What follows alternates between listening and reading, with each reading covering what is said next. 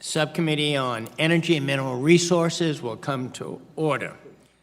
Subcommittee is meeting today to hear testimony on Representative McCollum's legislation to protect the Boundary Waters Canoe Area Wilderness.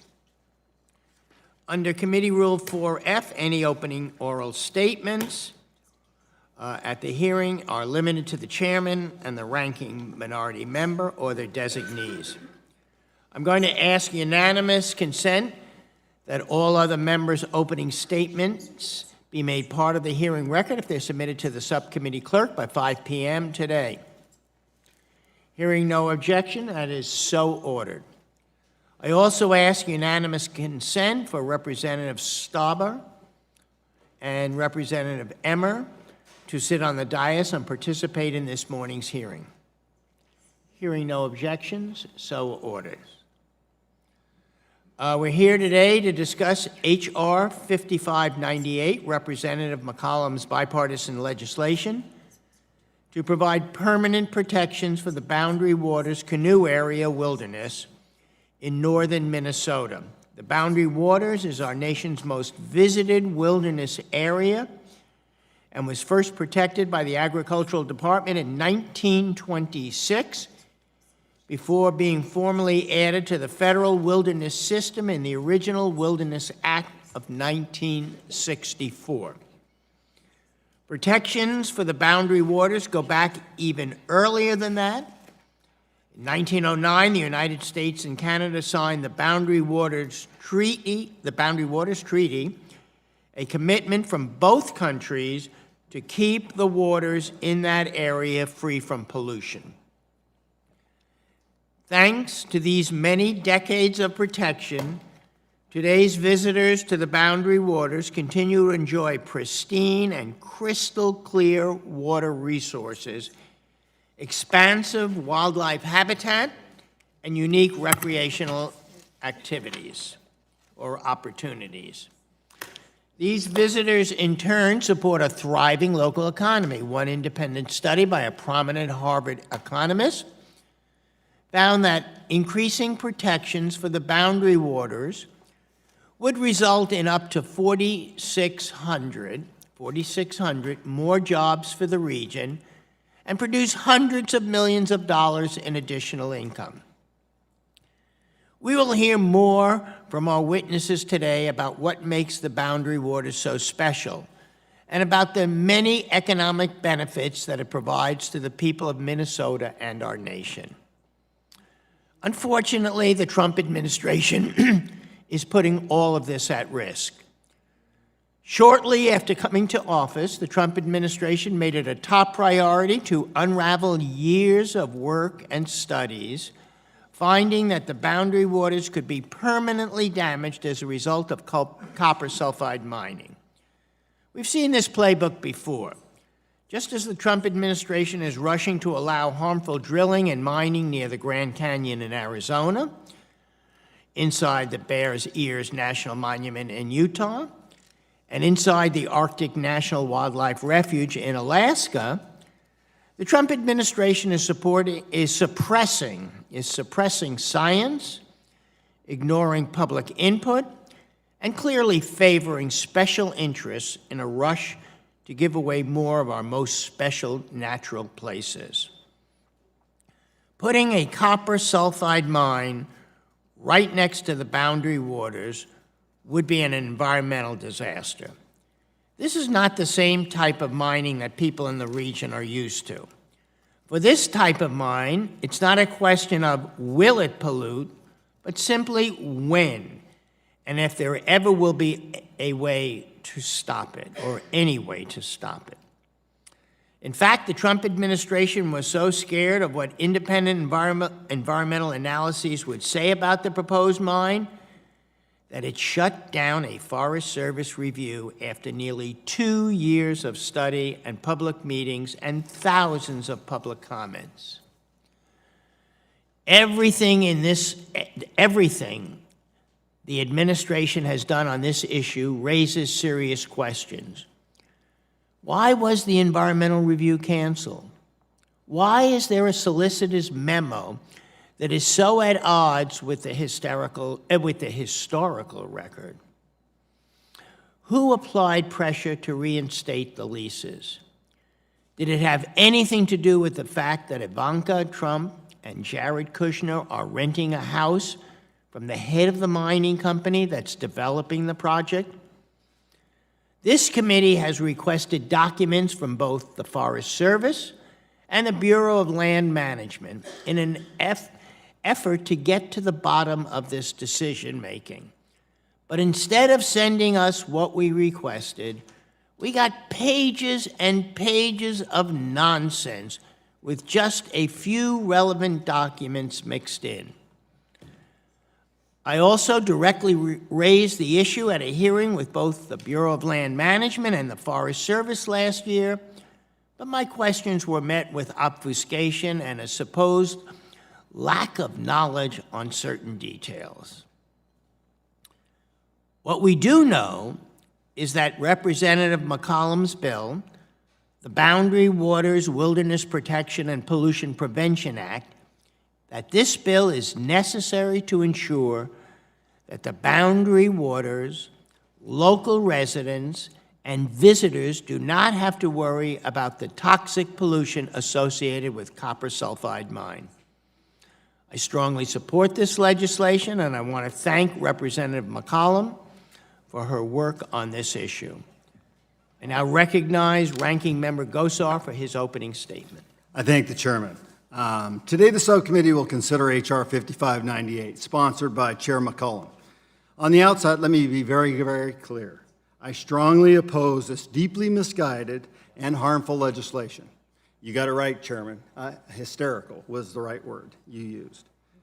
This legislation would make 234,000 acres in the Iron Range of northern Minnesota permanently off limits to mineral development. Specifically, this legislation is designed to stop development of the Twin Metals mining project, a promising operation that would have the capacity to generate 180 tons of copper, nickel, cobalt, and platinum group metals over the life of the mine. This legislation seeks to stop years of future environmental review in its tracks. We hear often from my colleagues on the other side of the aisle that our so-called bedrock environmental laws must be followed. However, with this bill, they argue that the protections provided by the law are insufficient and we must ban development before we can even evaluate the outcomes by a scientific process. This legislation is simply an effort to codify the unlawful actions taken by the Obama administration to kill this project on their way out of office. In the last 16 days of the administration, the Department of Interior imposed a mineral withdrawal and canceled mineral leases that had been in place for decades. As reported by the Wall Street Journal in June of last year, even Senator Klobuchar agrees with me on this point. In an email to then Secretary Vilsack, the senator stressed that this matter, quote, should have been handled thoroughly through the normal process, end of quote, and lamented that she, quote, truly believed a thorough EPA review would have told us it is safe or not, but other considerations prevailed, end of quote. For that, I would like to submit for the record this email correspondence and the Wall Street Journal article for the record. Certainly. Without objection. Perhaps proponents of this bill are afraid that the project will meet the rigorous requirements of the state and federal regulatory process, and that is why we are having this and here discussing their effort to short-circuit the science and kill these jobs with a unilateral withdrawal today. The current administration rightfully reversed these midnight decisions and took action to ensure that the environmental review process could continue to completion. Once this occurs, we will finally be able to determine whether this project should proceed on the scientific merits of the mining proposal or not. H.R. 5598 is just another example of the myopic, reckless, and hypocritical agenda we have come to expect from our colleagues when it comes to mining. This committee must come to terms with the fact that our ability to electrify America depends on mining. Every renewable energy project and each electric vehicle depends on the exact minerals this proposed mining project will develop: copper, nickel, and cobalt. My colleagues say they must move quickly to overhaul our energy and transportation sectors with renewable resources, and yet they argue in the same breath that they cannot mine the building blocks or that future. They claim that they are not opposed to mining, yet they say not here, not now, to each and every American mining project. In fact, they never point to one they actually support. In order to meet the growing demand for renewable energy and electric vehicles, to do so responsibly, we must simply mine more in the United States. Cobalt demand for batteries alone has tripled since 2011.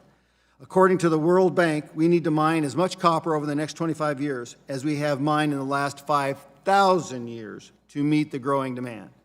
Every ounce of cobalt that we produce here under the world's most responsible and rigorous environmental regulations is an ounce not produced by child miners in the Congo.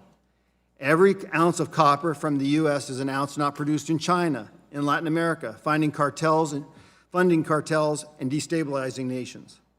There is a broad coalition of stakeholders who advocate for the environmental review process to continue and for Twin Metals project to ultimately be developed. This coalition includes miners, builders, local officials, and even labor unions who will benefit from the project labor agreement and was recently signed for the construction phase of the project. Unfortunately, the minority's request to invite witnesses representing these important stakeholders was denied. While we acknowledge that the committee rules limit the minority to one witness, we asked for an exception this one time to ensure that the multitude of supporting voices of all of those who would be most directly impacted by this bill could be heard. Our request was summarily rejected, and we now only have 2 Minnesota residents sitting in the panel before us.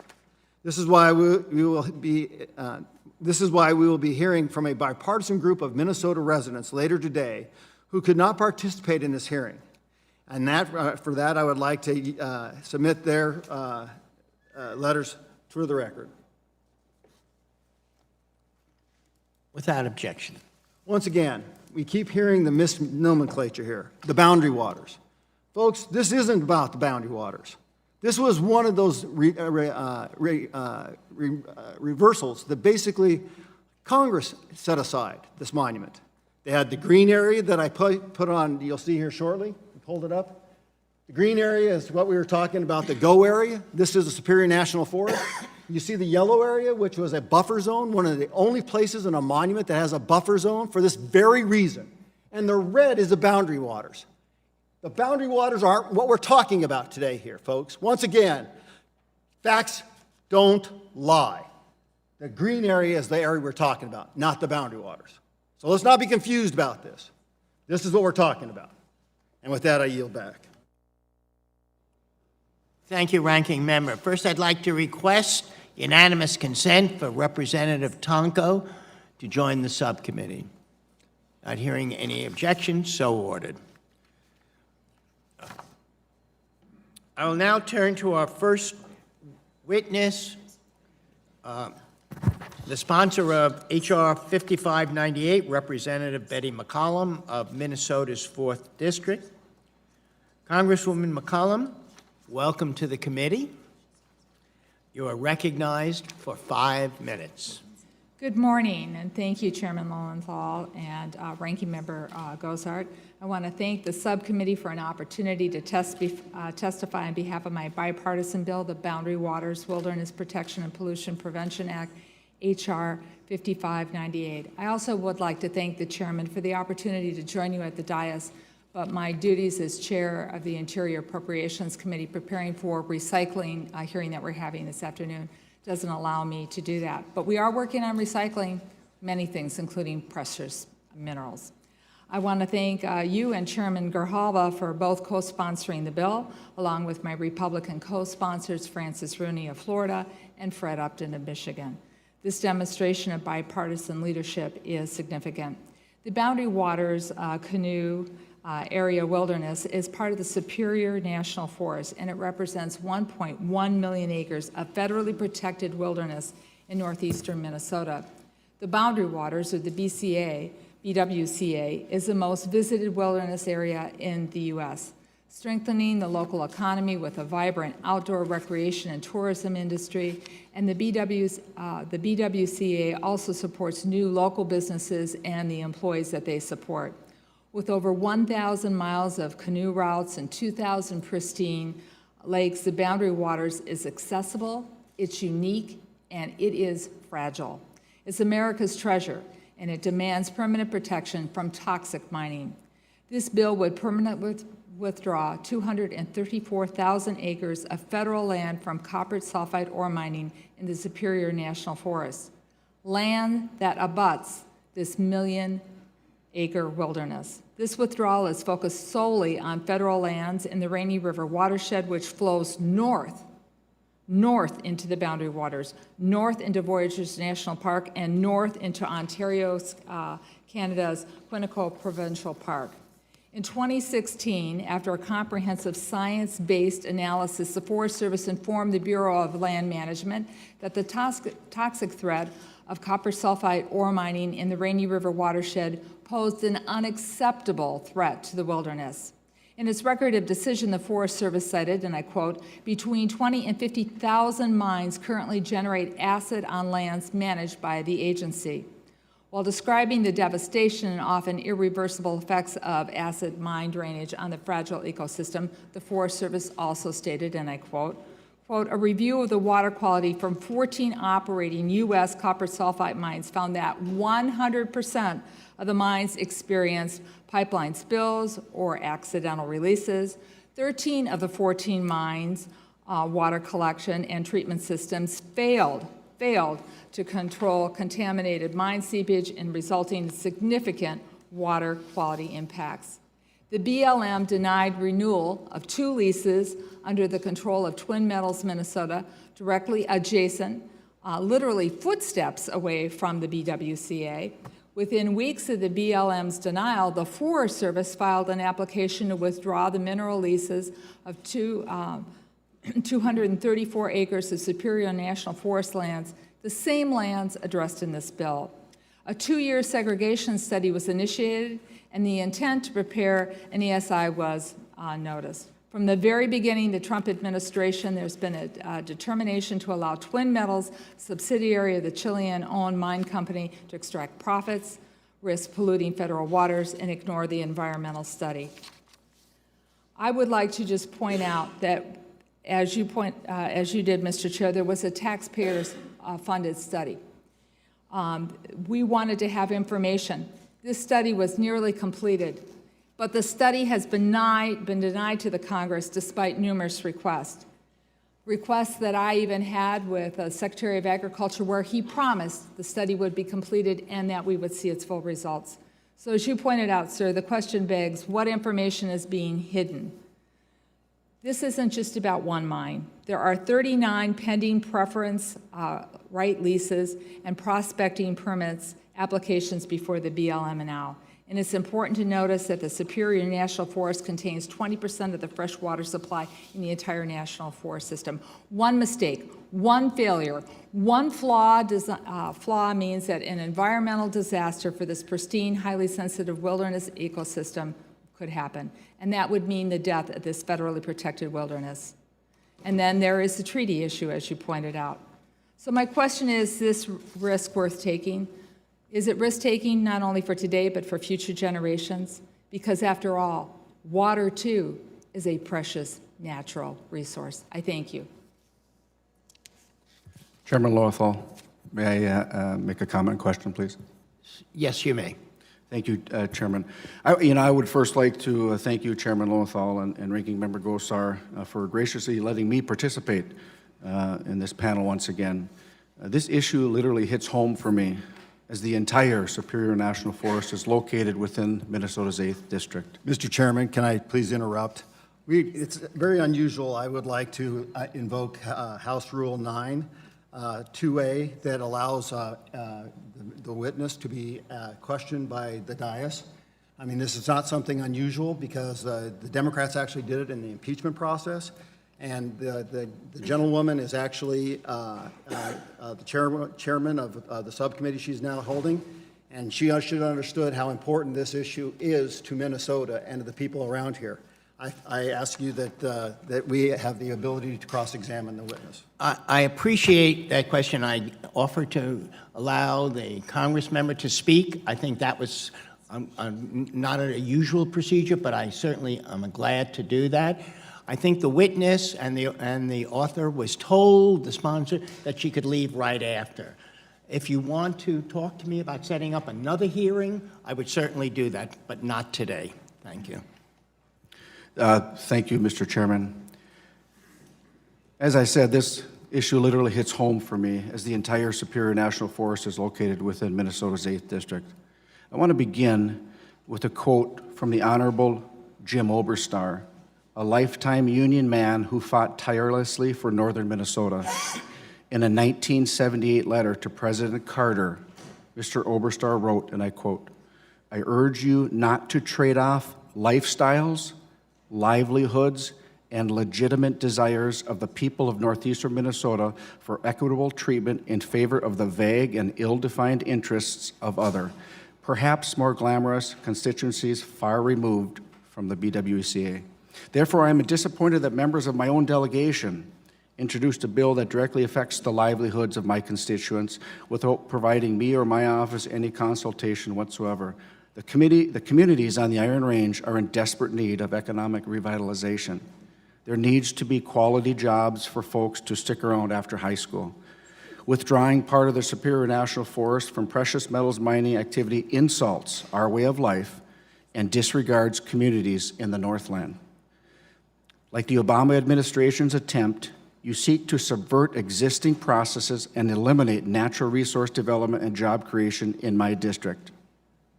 As you are aware, the state of Minnesota is conducting its own separate environmental impact statement for the Twin Metals project. Here is a timeline of decision-making laid out by Governor Walz's Department of Natural Resources. And do we have the timeline up?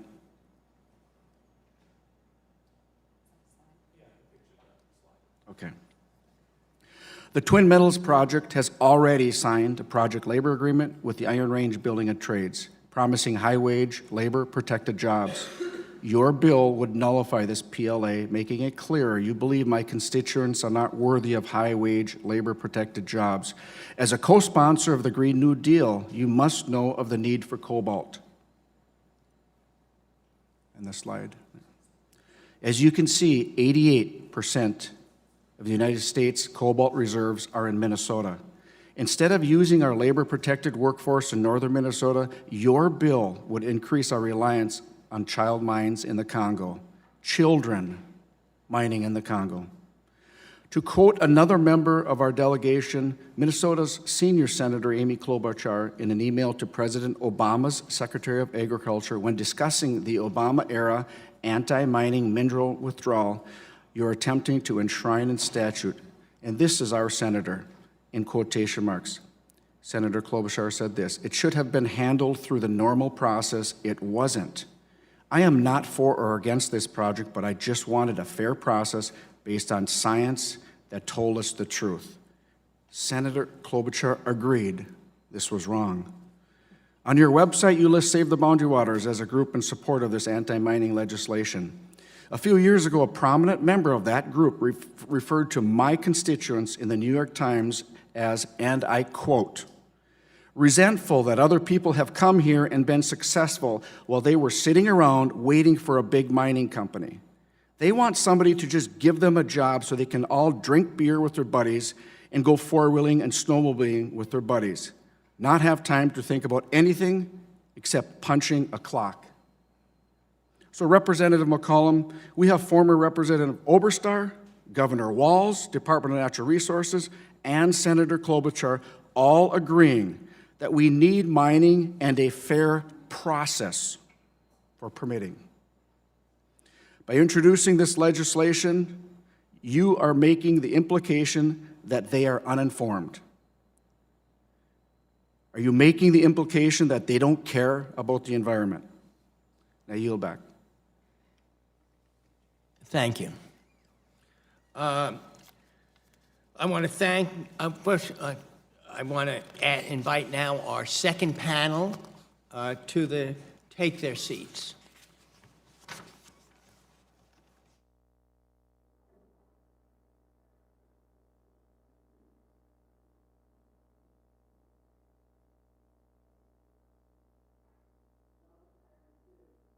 Welcome, panel two. I'm first on our panel. We have Chris French, who is the Deputy Chief of the U.S. Forest Service at the U.S. Department of Agriculture. We'll also hear from Leah Baker, who is the Associate State Director for Eastern States from the Bureau of Land Management. And let me remind the witnesses that they must limit their oral statements to 5 minutes, but that their entire written statement will appear in the hearing record. When you begin, the lights on the witness table will turn green. After 4 minutes, the lights will turn yellow. Your time will have expired when the red light comes on. I'll ask you to complete the statement that you're making, and I'm going to allow both of you to complete your testimony before we up here on the dais ask questions. So I'm now going to recognize Mr. French for 5 minutes. Thank you, Chairman Lowenthal, Ranking Member Gosar, and members of the subcommittee. My name is Chris French. I am the Deputy Chief for the USDA Forest Service. I've worked for the Forest Service for nearly 30 years, and I appreciate the invitation for me to discuss H.R. 5598, the Boundary Waters Wilderness Protection and Pollution Prevention Act. This bill would withdraw over 230,000 acres of National Forest System lands on the Superior National Forest within the Rainy River watershed from all forms of entry, appropriation, and disposal under the public land laws, location, entry, and patent under the mining laws, and operation of mineral leasing, mineral materials, and geothermal leasing laws subject to valid existing rights and certain exemptions. The bill would allow the Forest Service to permit the removal of sand, gravel, granite, iron ore, and taconite under certain conditions. The bill would also automatically withdraw any land or interest in lands acquired within the area in the future. The administration opposes the proposed withdrawal in H.R. 5598. The laws applicable to the Superior National Forest allow for a case-by-case approach that can ensure adequate review of future lease offerings, so the legislative withdrawal is not necessary. I want to note that the issuance of any new federal mineral leases in the Superior National Forest will require USDA consent. The USDA seeks to balance the conservation of natural resources in northern Minnesota with support for job creation through minerals development. The Boundary Water Canoe area is a unique jewel of the National Preservation, the Wilderness Preservation System, and USDA takes our stewardship responsibilities of the boundary waters seriously and is confident that these processes will preserve the high-quality fishing, wildlife viewing, recreational opportunities, and wilderness values Minnesotans and visitors from around the world enjoy in the Boundary Waters Canoe Area wilderness.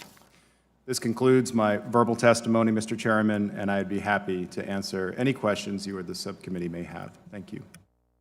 Thank you, Mr. French. Ms. Baker, you now have 5 minutes for testimony.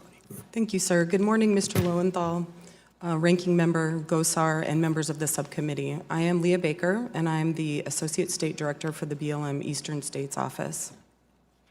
Thank you for the opportunity to testify on H.R. 5598, the Boundary Waters Wilderness Protection and Pollution Prevention Act. As Mr. Chris French said, the bill withdraws approximately 234,000 acres of federal lands managed by the Forest Service in the Superior National Forest from the operations of the public land, mining, mineral, and geothermal leasing laws. It's a top priority of the administration to develop the vast domestic energy and mineral resources on public lands in an environmentally responsible manner. Domestic mineral production benefits the American economy by providing families with good-paying jobs, businesses with economic opportunity, and manufacturers with raw materials that are produced at home, and all of this decreases our reliance on mineral imports from foreign countries.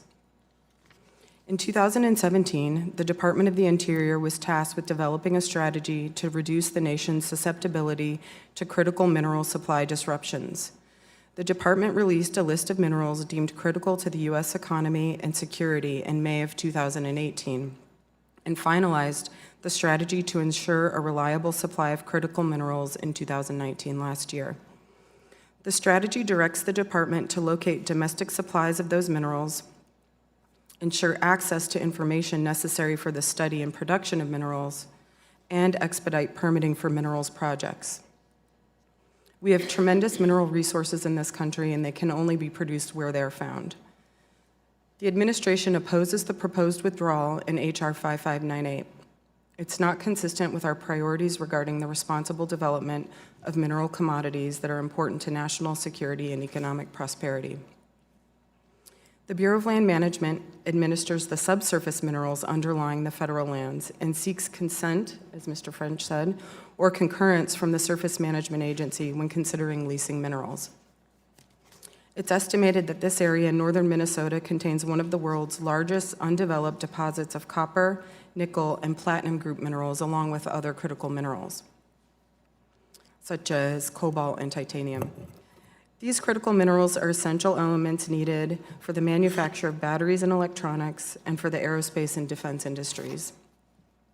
In addition, Minnesota has a long history of mineral development, including a significant contribution to the iron ore produced in support of the nation's needs during World War II.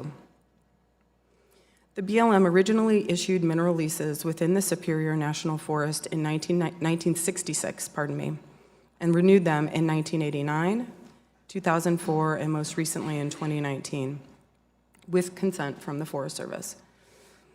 In December of 2019, the Twin Metals LLC submitted a proposed plan of mining operations to the BLM and the Forest Service.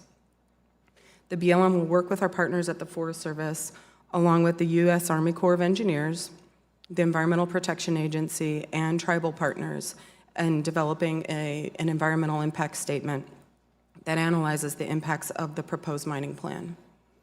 The state of Minnesota has indicated that it will conduct an independent environmental review for this project, but the BLM will continue to work cooperatively with the state in an effort to reduce duplication and coordinate our review of the project.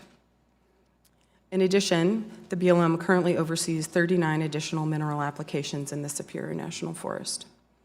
Thank you again for the opportunity to speak to you today and provide the administration's testimony on H.R. 5598. And I'm happy to answer any questions that you might have. I'd like to thank both of you for your testimony. And I would like to now remind members of the committee that Rule 3D imposes a 5-minute limit on questions. The chair will now recognize members for any questions they may wish to ask the witnesses. I'm going to recognize myself for 5 minutes of questions. And my first question is to Mr. French.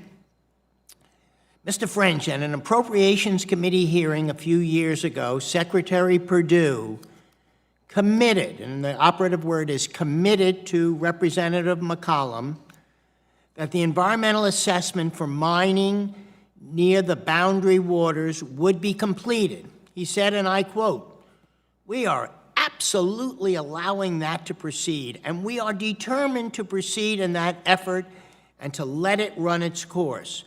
No decision will be made prior to the conclusion of that." Yet the Forest Service abruptly canceled the study in September of 2018. Why did the Forest Service go back on its word to Representative McCollum and cancel the study?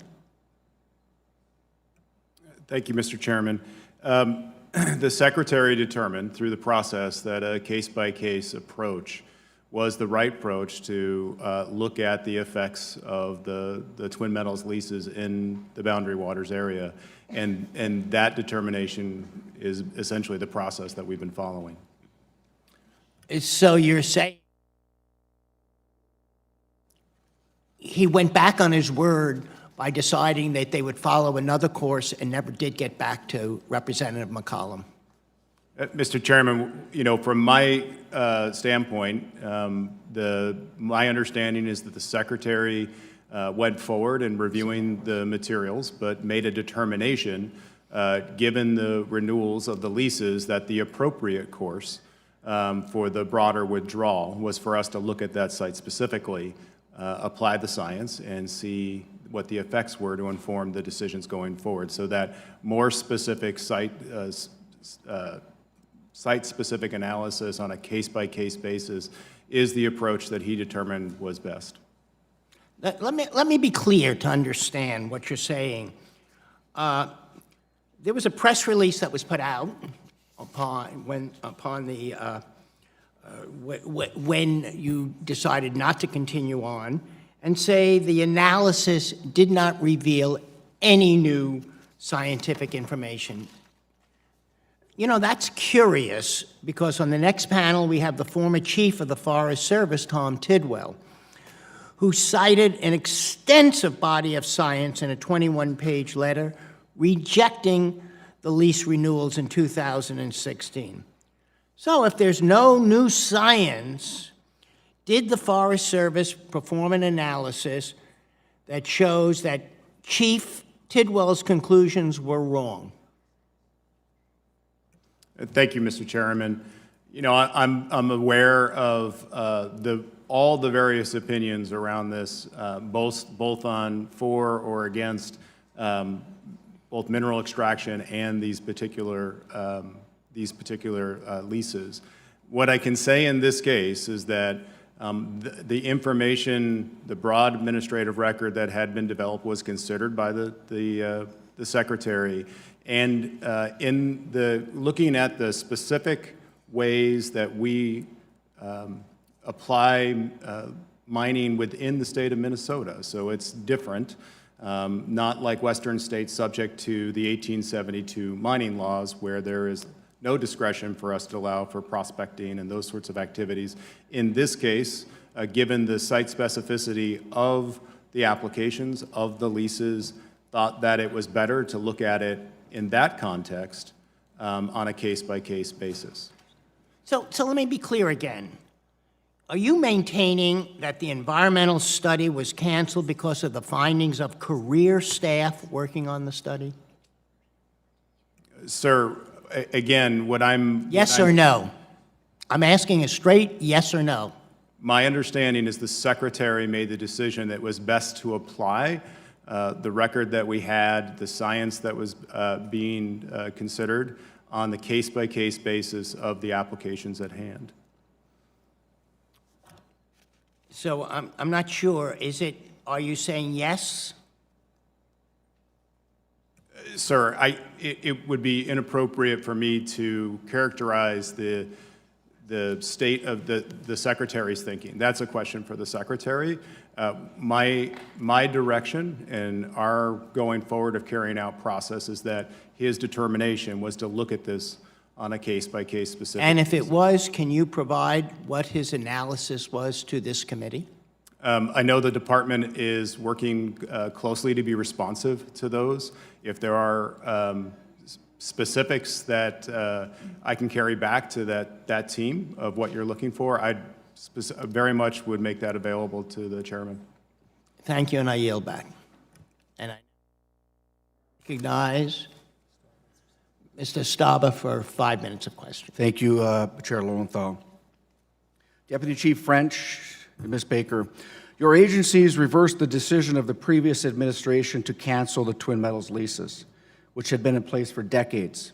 The previous administration also began the process for formally withdrawing the area from mineral development, which required a 2-year pause on any mineral development. These decisions were made in the last 16 days of the Obama administration.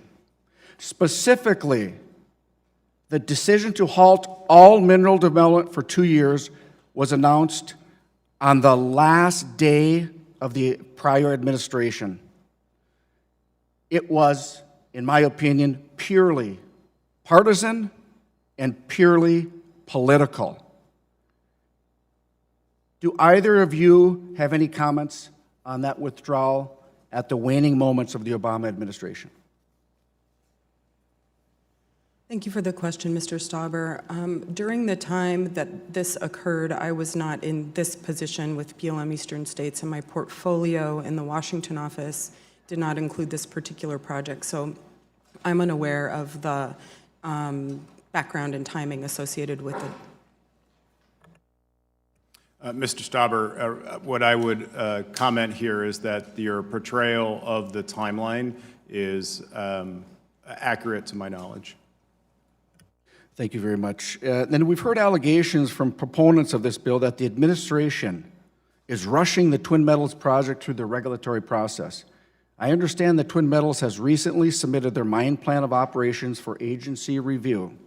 What actions do your agencies undertake in reviewing the mine plan of operations, and what environmental analysis is conducted as part of that process? And specifically, what options will the public have for weighing in on the proposed project, and when do you expect that to occur?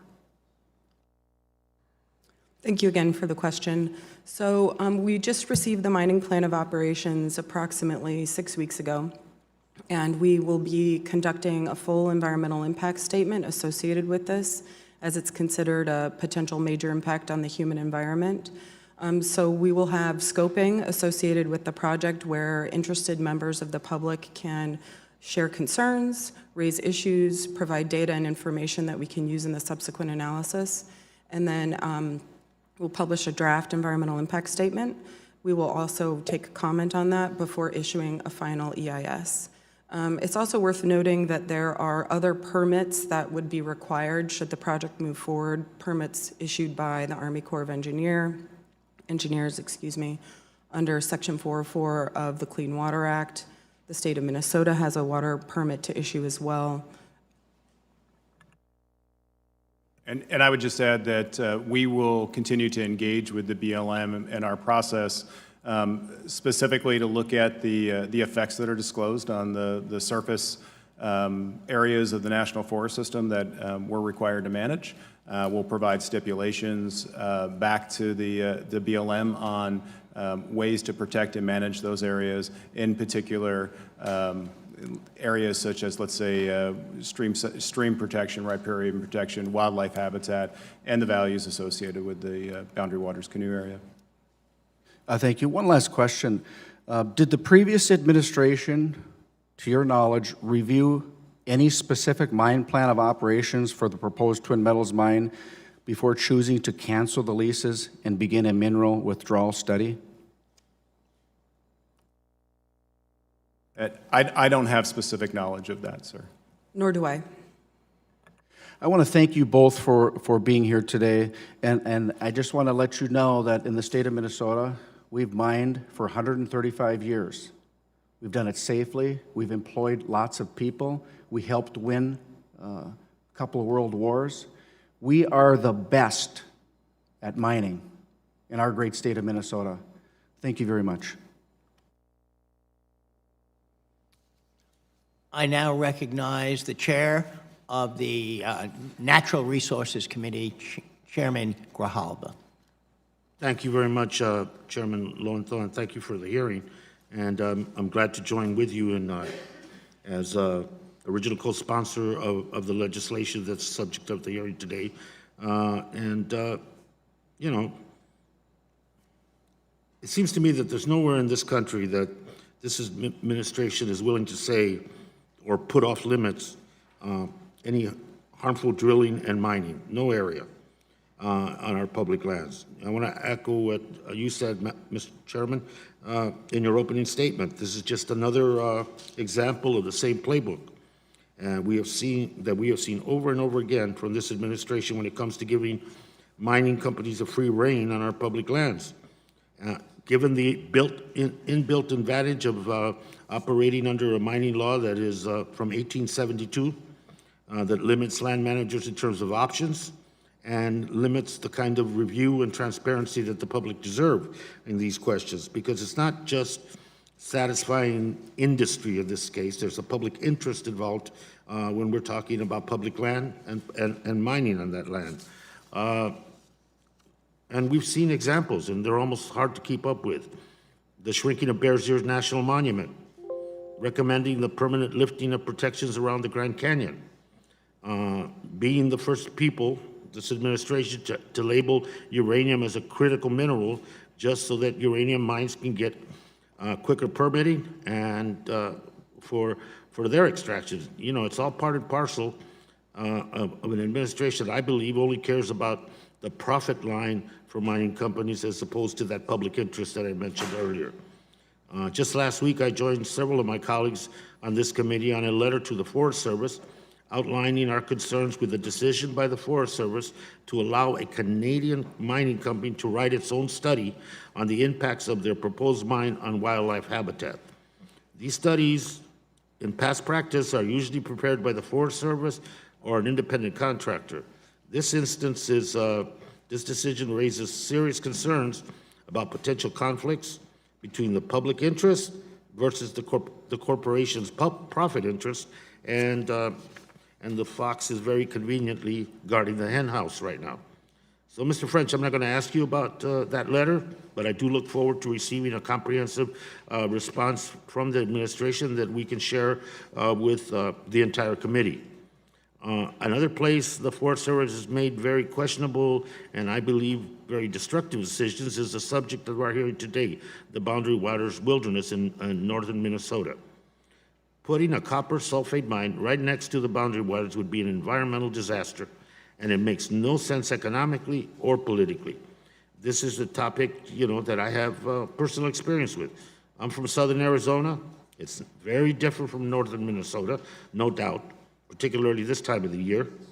But one thing they have in common is both regions have a long history of mining. Southern Arizona has a lot of copper mines, so I'm familiar with the environmental impacts that occur as a consequence of this mining, and the types of mines. And so brings me to some questions that I have for both of you today on this panel. In the past, supporters of Boundary Waters mine have shown pictures of pristine former mines in the region to point out how clean mining can be. And in those photographs and those pictures, what kind of mines are they, if I may ask? If either one of you can answer that. Are these former copper sulfate mines, or are they something else? Sir, I'm sorry, I don't have knowledge of what the mine types are to which you're referring. And, the question leads to, is this the type of mining that's going to lead to acid mine drainage? If you haven't seen the photographs that the supporters are circulating, Mr. French, any response to that? Thank you, Mr. Chairman. I've met with both proponents and opponents of this particular mine and understand the concerns. The Secretary has decided that the appropriate way to consider both the techniques and science is on this case-by-case approach through an extensive environmental impact statement process. Yeah, and a little disappointed for the sake of information for this committee in that if this being the kind of controversial issue that it is, and the precedents that are being set by the land agencies that are responsible for this public land, that people wouldn't, neither of you is familiar with the mining in the region in general, and are not aware of the examples and the photographs that are being circulated regarding this is the way the mines are going to look. So does copper sulfate mining, Mr. French, can that lead to acid mine drainage? Back to that other question. Thank you, Chairman. I rely on experts within our agency to analyze the specific operations being proposed to tell us whether or not there is a risk of that, and that information is used to inform the decision makers. Okay. And in this case, that would be the BLM. Okay, if you take ore, you break it up, you expose it to water, will that make the water acidic, Mr. French? Again, sir, I'm not the person that could answer that question directly. I have experts that work for us that provide that advice to me. And could one of your experts inform you and then consequently inform the committee of the last question, if that's appropriate? I think as we go forward in analyzing this along with our partners at the BLM, we will be very transparent with this committee on any of the analysis that supports the mining operations that have been presented to us. And I would assume that those sorts of questions, those sorts of questions will be looked at. Yield back, Mr. Chairman. Thank you, Mr. Chair. I now recognize Mr. Westerman for 5 minutes of questions. Thank you, Mr. Chairman. Thank you to the witnesses for being here. Mr. Chairman, I come to these meetings trying to have an open mind to hear both sides of the story, and this is not a new issue that we're talking about. We talked about it extensively in the last Congress. We had several hearings. I even went with on a bipartisan delegation up to northern Minnesota with former Representative Nolan, Representative Emmer, Representative Gosar. We went there and we looked at this on the ground. Beautiful area, something that I think people all over the country can take pride in knowing we have beautiful places like Superior National Forest, and also we can take pride in knowing that there are vast mineral resources there that are needed for the things that we use today, for the renewable energy, for these iPhones and computers. But as I hear all of this debate again, I have to ask the question, it's really a couple of rhetorical questions. Number one is, what are we scared of? And what is the end game? What is it that people want from this process? I could ask hypothetical questions. I could say, Mr. French, if we back a truck full of chemicals up to the boundary waters and dump it in the boundary waters, would that cause damage to the boundary waters? Of course it would. Or I could say, if we do mining correctly, is there a way to do it safely? Of course there's ways to do it safely. But the point is, no mining has taken place, and there's a huge hurdle to go through before any mining can take place. It's called our National Environmental Protection Act, NEPA. It's very comprehensive. It's got an environmental impact statement. Are we scared of letting that process play out? Are we scared of letting the science play out? Mr. French, how many lawsuits does the Forest Service get every year on NEPA processes? I don't have the exact number, Representative, but we will probably receive, we at any given time we'll have hundreds of lawsuits that we're dealing with, but some of those are multi-year. And lawsuits based on going through the process. So even if you go through the process perfectly and you have a great plan, that still doesn't mean you're going to get a project. There are many hurdles to cross before you can get a project. This is an extensive process. The EIS, as it goes forward, not only takes information up front about what issues we should look at from the public, it then puts out our draft environmental impact statement that shows our analysis and allows folks to comment on that and allows folks to let us know what they think we got right or wrong. From there, that informs whether the Secretary consents to the new preference lease application that came in and whether that goes forward. That then, depending on those determinations, if folks disagree with that, then they could sue our determination and the science that backs up those determinations made by the Bureau of Land Management on the mining plan of operations and informing our role of consenting to the preference right lease application that's out there. So my background is engineering, and that sounds like a logical, thought-out process, a process that's been used many times over and over all across the country.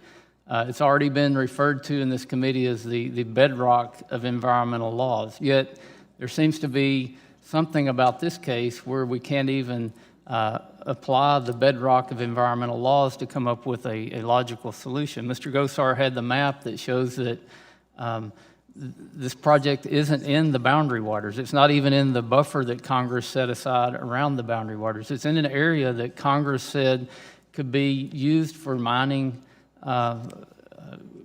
minerals. And for decades, there were leases on this process or on this project, and all of a sudden that was just stopped. But I also remember not just looking at the flat map, but if you look at a topographic map, it's not even in the watershed of the boundary waters where we're talking about. It drains back in the other direction.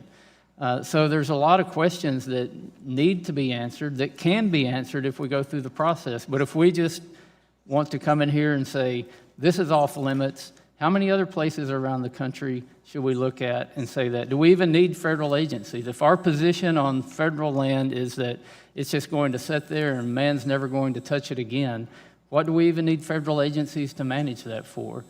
This is ridiculous that we can't go through the process. And I hope that, I don't think this bill, obviously probably get passed out of this committee, probably get passed out of the House, but probably won't go any further than that.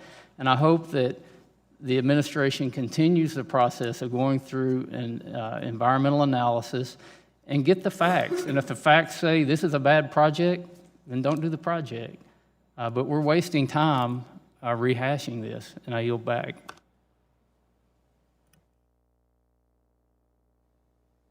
Thank you. I now recognize Mr. Emmer. Welcome to the committee.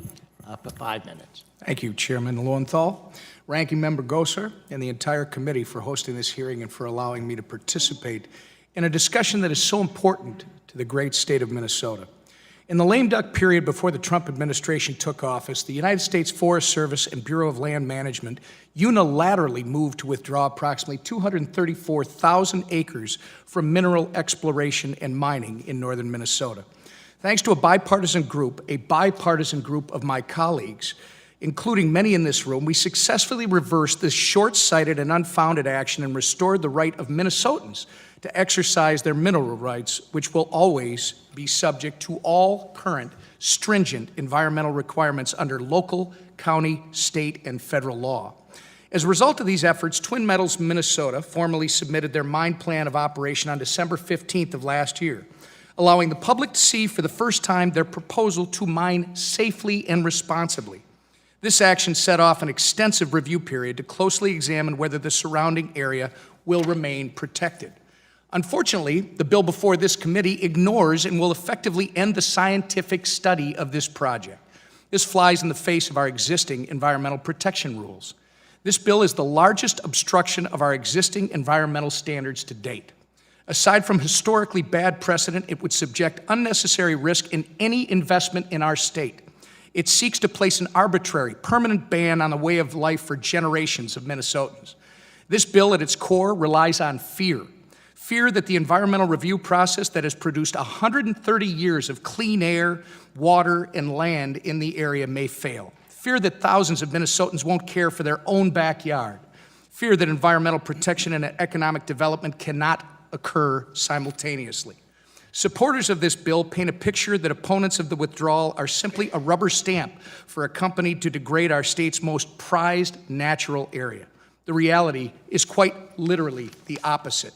You have heard from our agency panelists what a project needs to go through before a shovel even hits the ground. Mining projects can take decades to plan and execute and must be done in accordance with appropriate environmental and permitting regulations.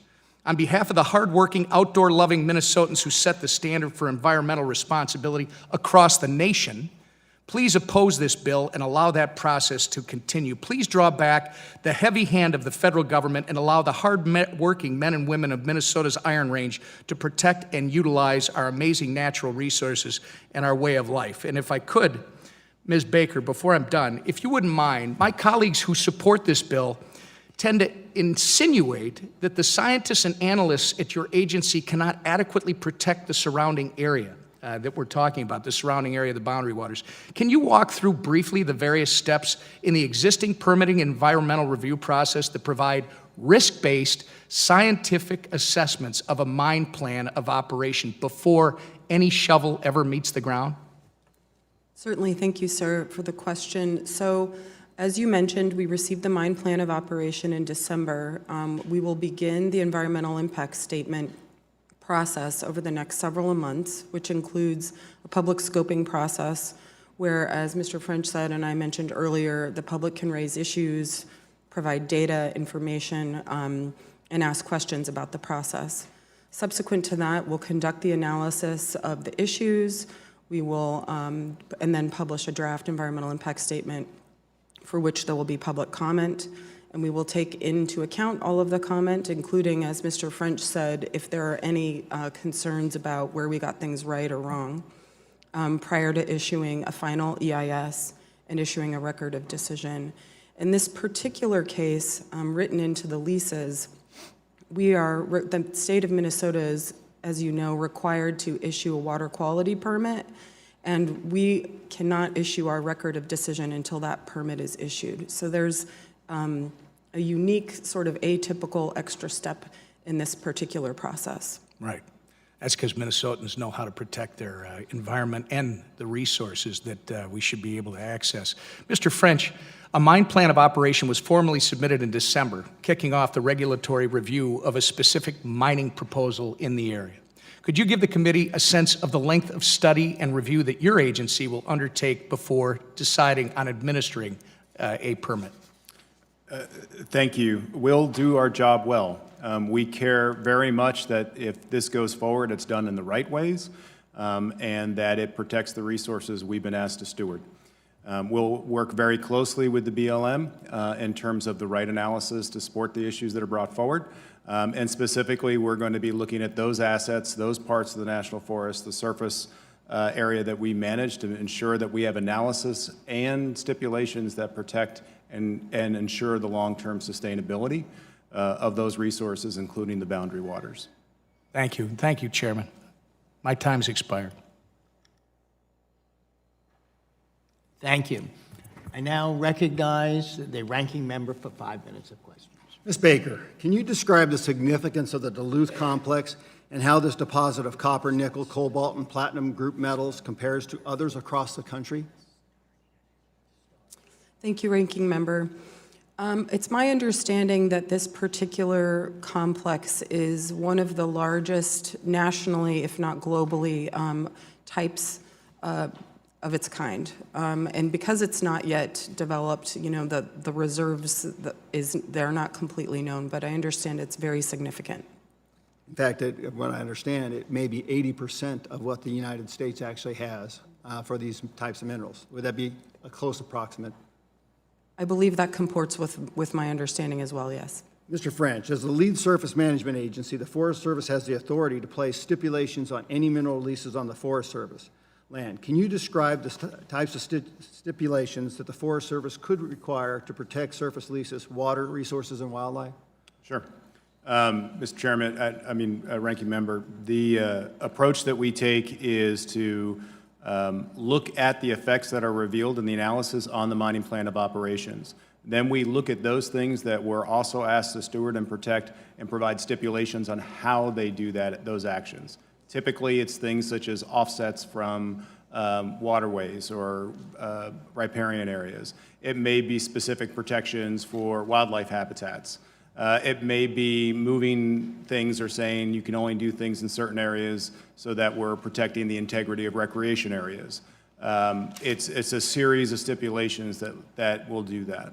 And it must be consistent with the forest plan that guides the Superior National Forest. Thank you. Now, this next question is for both of you. The previous administration argued that they had the discretion to cancel the leases in question because a 1966 press release from the Department of Interior stated that the leases would be, quote, renewable for 30 years at 10-year intervals if the property is brought into production within the initial 20-year term, end of quote. In December of 2017, Solicitor Giorgiani issued a legal opinion arguing the administration did not have the authority to cancel the leases outright.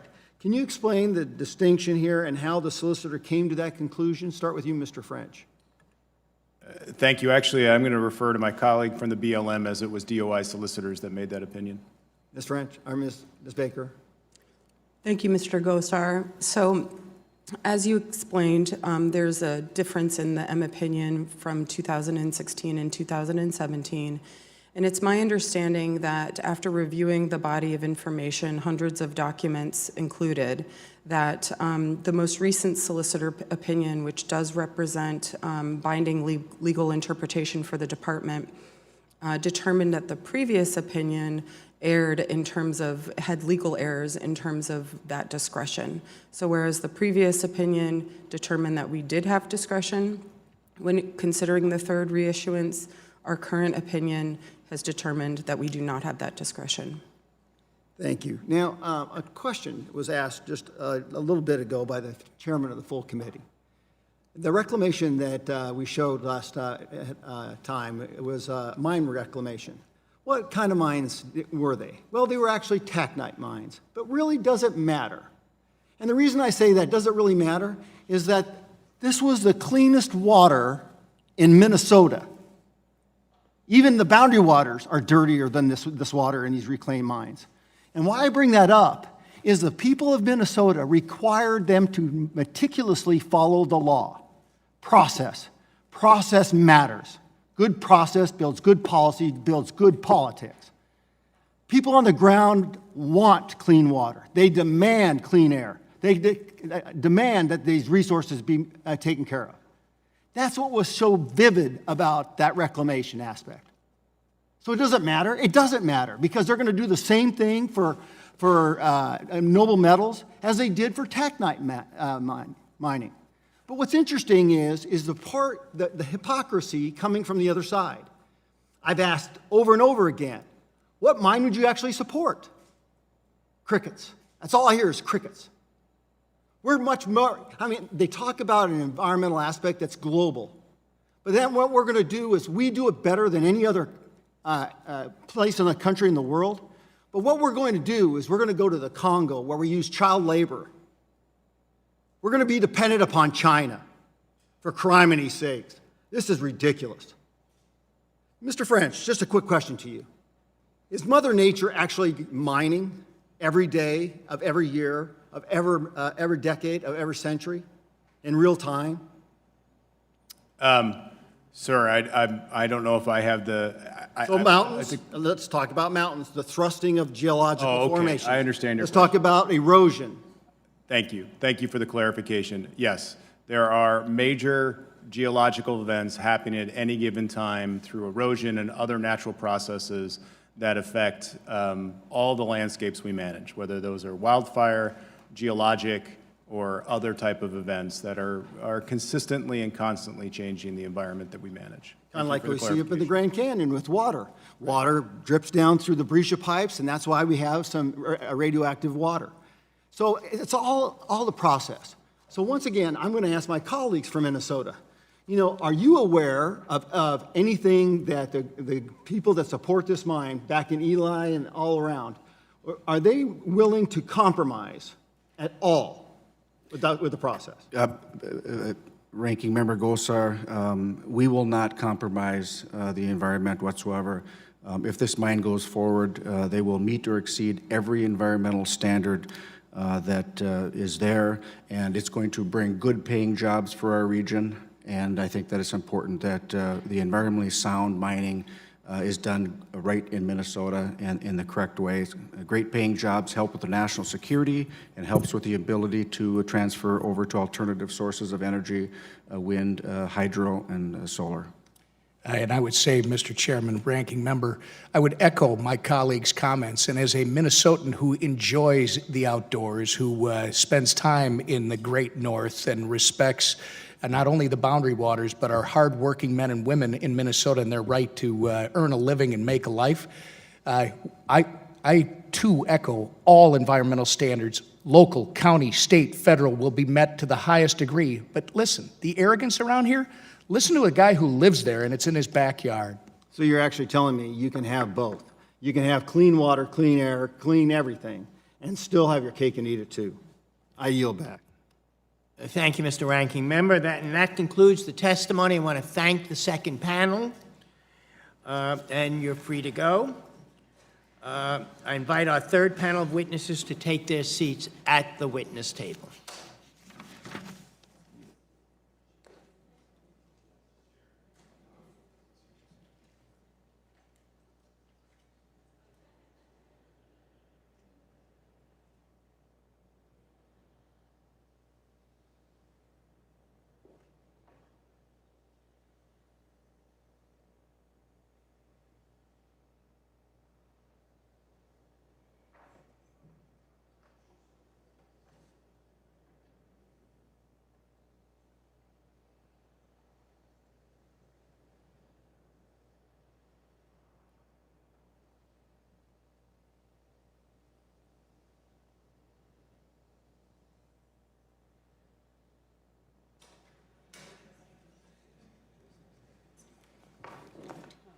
I want to thank the third panel for your patience in waiting and for appearing before the committee today. I know that all of you, many of you have traveled on the panel a great distance to be here with us today. And now I'm going to introduce our third panel of witnesses. First, Thomas Tidwell. Thomas Tidwell served as chief of the U.S. Forest Service from 2009 to 2017. He has over 40 years of public land management experience, serving in a wide variety of roles for the Forest Service over the course of his career, which culminated in his appointment as our nation's 17th Chief of the Forest Service. Next, we have Jason Zaborski, who is the founder of Eli Outfitting Company, an outfitter and guide service in Eli, Minnesota. Jason has over 20 years of experience leading trips into the Boundary Waters Canoe area wilderness. Lan Tawney is the president and CEO of Backcountry Hunters and Anglers, an organization based in Missoula, Montana, that works to protect hunting and fishing access across North America. And finally, we have Jason George, the business manager and financial secretary of the International Union of Operating Engineers, Local 49, in Minneapolis, Minnesota. Let me remind the witnesses that they limit their oral statements to 5 minutes, but that their entire written statements will appear in the hearing record. When you begin, the lights on the witness table will turn green. After 4 minutes, the yellow light will come on. Your time will have expired when the red light comes on. And I'm going to ask you to please complete your statement. I'm also going to allow, like I did before, the entire panel to testify before asking any questions. I am now going to recognize Chief Tidwell for his testimony. Welcome to the committee, Chief Tidwell. Well, thank you, Mr. Chairman Lowenthal, Ranking Member Gosar, and members of the committee. I join you today to express my strong support for Representative McCollum's bill, H.R. 5598. Permanent protection for the headwaters of the boundary waters. It's not only in line with the science and decades of established law, it's simply the right thing to do for both present and future generations. When I was Chief of the Forest Service, I exercised my legal authority to withhold consent to renewal of hard rock mineral leases that are within the lands encompassed by H.R. 5598. My written decision describes the reasons why sulfide ore copper mining in the Boundary Waters watershed is incredibly risky. This decision was based on an exhaustive review of scientific record and engagement with the public. Since my decision, the scientific record has even grown stronger. At least 24 new scientific reports document the likelihood of harm if sulfide ore copper mining were allowed on the Superior National Forest in the Boundary Waters watershed. My decision to deny these mineral leases was just based on the inherent risk of sulfide ore copper mining and the high potential for release of mine pollution, including acid mine drainage, into this very wet, water-rich environment of the Boundary Waters.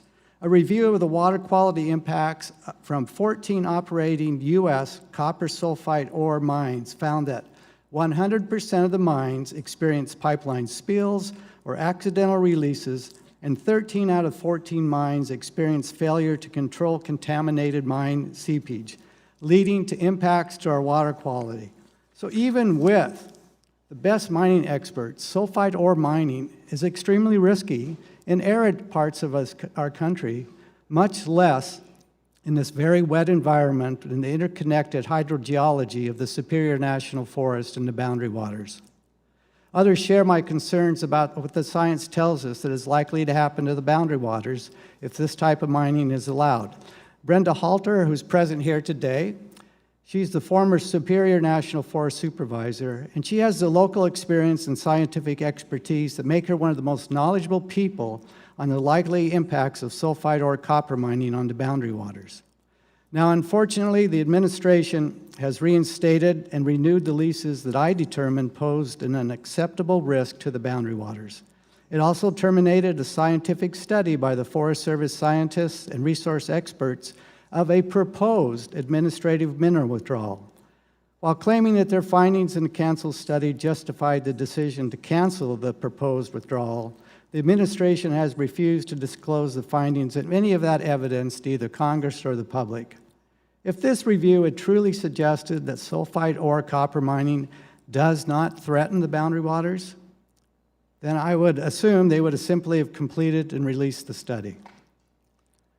The boundary waters is both ecologically and culturally irreplaceable. And it's because of this that it makes it so difficult for us to be able to deal with any remediation that would come from any type of pollution from a mine.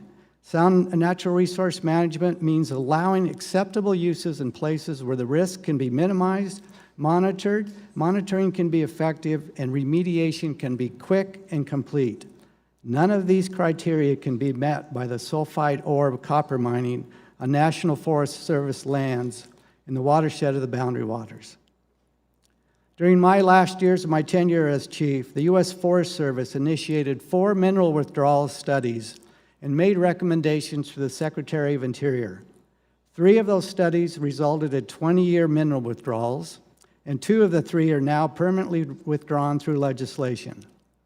Where it's disappointing that the Boundary Waters Mineral Withdrawal Study was not completed, but I highly recommend that this committee quickly move this legislation forward and provide the protection that is warranted for this iconic landscape, just like this administration and Congress did for these other areas. So I thank you for your time, and I look forward to your questions. Thank you, Chief Tidwell. I now recognize Mr. Tawney for 5 minutes of testimony. Chairman Lowenthal, Ranking Member Gosar, and subcommittee members, thank you for the opportunity to testify in support of H.R. 5598, the Boundary Waters Wilderness Protection and Pollution Prevention Act. My name is Lan Tawney, and I am the President and CEO of Backcountry Hunters and Anglers. We thank Congresswoman McCollum, Representative Rooney, and the bipartisan list of original co-sponsors for supporting this bill. We thank the subcommittee for holding this hearing today. BHA is a North American conservation organization with 40,000 plus members, chapters in 45 states, 2 Canadian provinces, and 1 territory. One of our strongest chapters is in Minnesota. We work to make sure you have access to public lands and waters and the outstanding fish and wildlife habitat when you get there. We combine sage wisdom with youthful exuberance to accomplish this work on the ground, at state and provincial legislatures, and today in Washington, D.C. I hope all of you have had the opportunity to sit around a campfire late at night.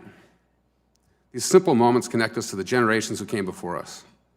BHA bestows an annual award named for Sigurd Olson, the renowned conservationist and author who found solace and inspiration in the very landscape that we're talking about today. In his words, "In years of roaming the wilds, my campfires seem like glowing beads in a long chain of experience. Some of the beads glow more than the others, and when I blow on them ever so softly, they burst into flame. When that happens, I recapture the scenes themselves, pick them out of the almost forgotten limbo of the past, and make them live."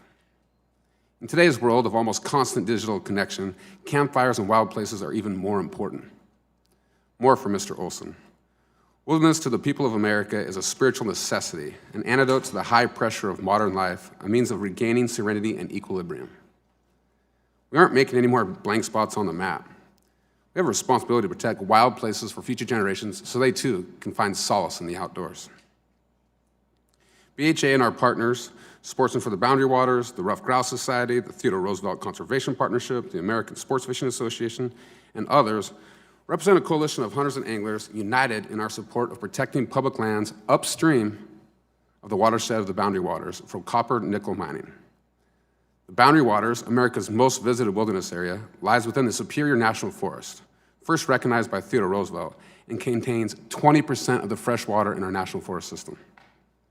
Perhaps nowhere else in America better represents the ideas that some places are too important to risk. Lack of access is cited by sportsmen and women as the #1 reason why we stop pursuing our passions. This past fall, I got to go into the Boundary Waters and I hunted grouse, ducks, and squirrel, and fished for bass, pike, and walleye, all on a single day. I drank clean, fresh water directly from the South Coition River, the exact river where the proposed copper sulfide mine will be built. And then later that night, I ate fresh meat over an open campfire. The Boundary Waters provides a rare backcountry experience where all this is possible. Better yet, the ease of a canoe and moderate portages create access opportunities for those of every age, from 3 to 99. The Boundary Waters and the contiguous Voyageurs National Park are home to almost half of Minnesota's native fish species, including lake trout. Contamination of the South Coition River and the surrounding areas would jeopardize the cold, clean water the area is known for and ongoing conservation efforts for this iconic species. Studies show a high likelihood of forest fragmentation from mining development, disrupting wildlife migration and habitat use. The Boundary Waters is mostly made up of forest on thin soils and granite bedrock. Therefore, acid mine drainage, a byproduct of copper-nickel mining, would impact lowland forests and surrounding rivers, creeks, and wetlands. This area is important habitat for ruffed grouse, white-tailed deer, black bear, moose, migratory birds, and an array of boreal forest species. There has never been a copper sulfide mine that has not leached contaminants. Never. Mineral development of this fragile and dynamic landscape doesn't make sense. Not now, not ever. HR 5598 allows existing iron mining, protects existing jobs, and sets rules whereby future iron mining, logging, and wilderness travel can coexist. This was Theodore Roosevelt's vision when he established the Superior National Forest in 1909. Today, we urge decision makers to follow in his legacy. During my trip this fall, we visited some public lands a stone's throw away from the proposed mine. As we rounded the final corner in our boat, abruptly a flock of geese and 24 mallard ducks erupted from this flat of wild rice. That wild rice is highly dependent on clean, cold water. Today, I speak on behalf of our 40,000 members, specifically our members in Minnesota, and the fish, fowl, and wildlife that cannot. We appreciate the leadership of Representative McCollum and Rooney to permanently protect public lands in the Boundary Waters Canoe Area Wilderness. We thank the Chairman Lowenthal, Ranking Member Gosar, for holding this hearing. Thank you. Thank you, Mr. Tawney. Mr. George, you have 5 minutes for testimony. Thank you, Mr. Chairman and members of the panel, for allowing me this opportunity to testify today. My name is Jason George. I am the elected business manager and financial secretary for the International Union of Operating Engineers, Local 49. We are a proud union of heavy equipment operators and other construction professionals. We have 14,000 members. 4,000 of them live in the 8th District. We represent members that live and work in Minnesota, North Dakota, and South Dakota, and we build the infrastructure of the region. A large part of our work in northern Minnesota involves servicing the existing taconite mines, which have operated in this area for more than 130 years. Many hundreds of my members owe their living to the existence of the mining industry, and it's a good living. My members earn wages that are enough to raise a family. They earn a pension that guarantees them the dignity of retirement. They earn privately funded and administered health care benefits for themselves and their families. I am here to strongly oppose the passage of HR 5598 because I believe arbitrarily banning copper-nickel mining activity in an area where mining is currently permitted will rob future generations of these same kinds of opportunities. There are a lot of frustrating things about this bill and the movement to ban copper-nickel mining in this region. But perhaps the thing that frustrates me the most is the fact that the people of northeastern Minnesota are not being allowed to decide their own fate. Recent polling I've seen shows 67% of the people in this region support the opportunity for copper-nickel mining, 27% oppose. I think you're going to hear different polling results and people can have different polls, but I encourage you to drive around the Iron Range and look at the We Support Mining signs you'll see in every single town. And I think those things will prove that the numbers that I just gave you are right. The resistance to mining and the funding of the organizations that have been propped up to support this effort largely come from other communities, hundreds of miles away, from people that don't live where the mines are being proposed and don't know the facts about those proposals.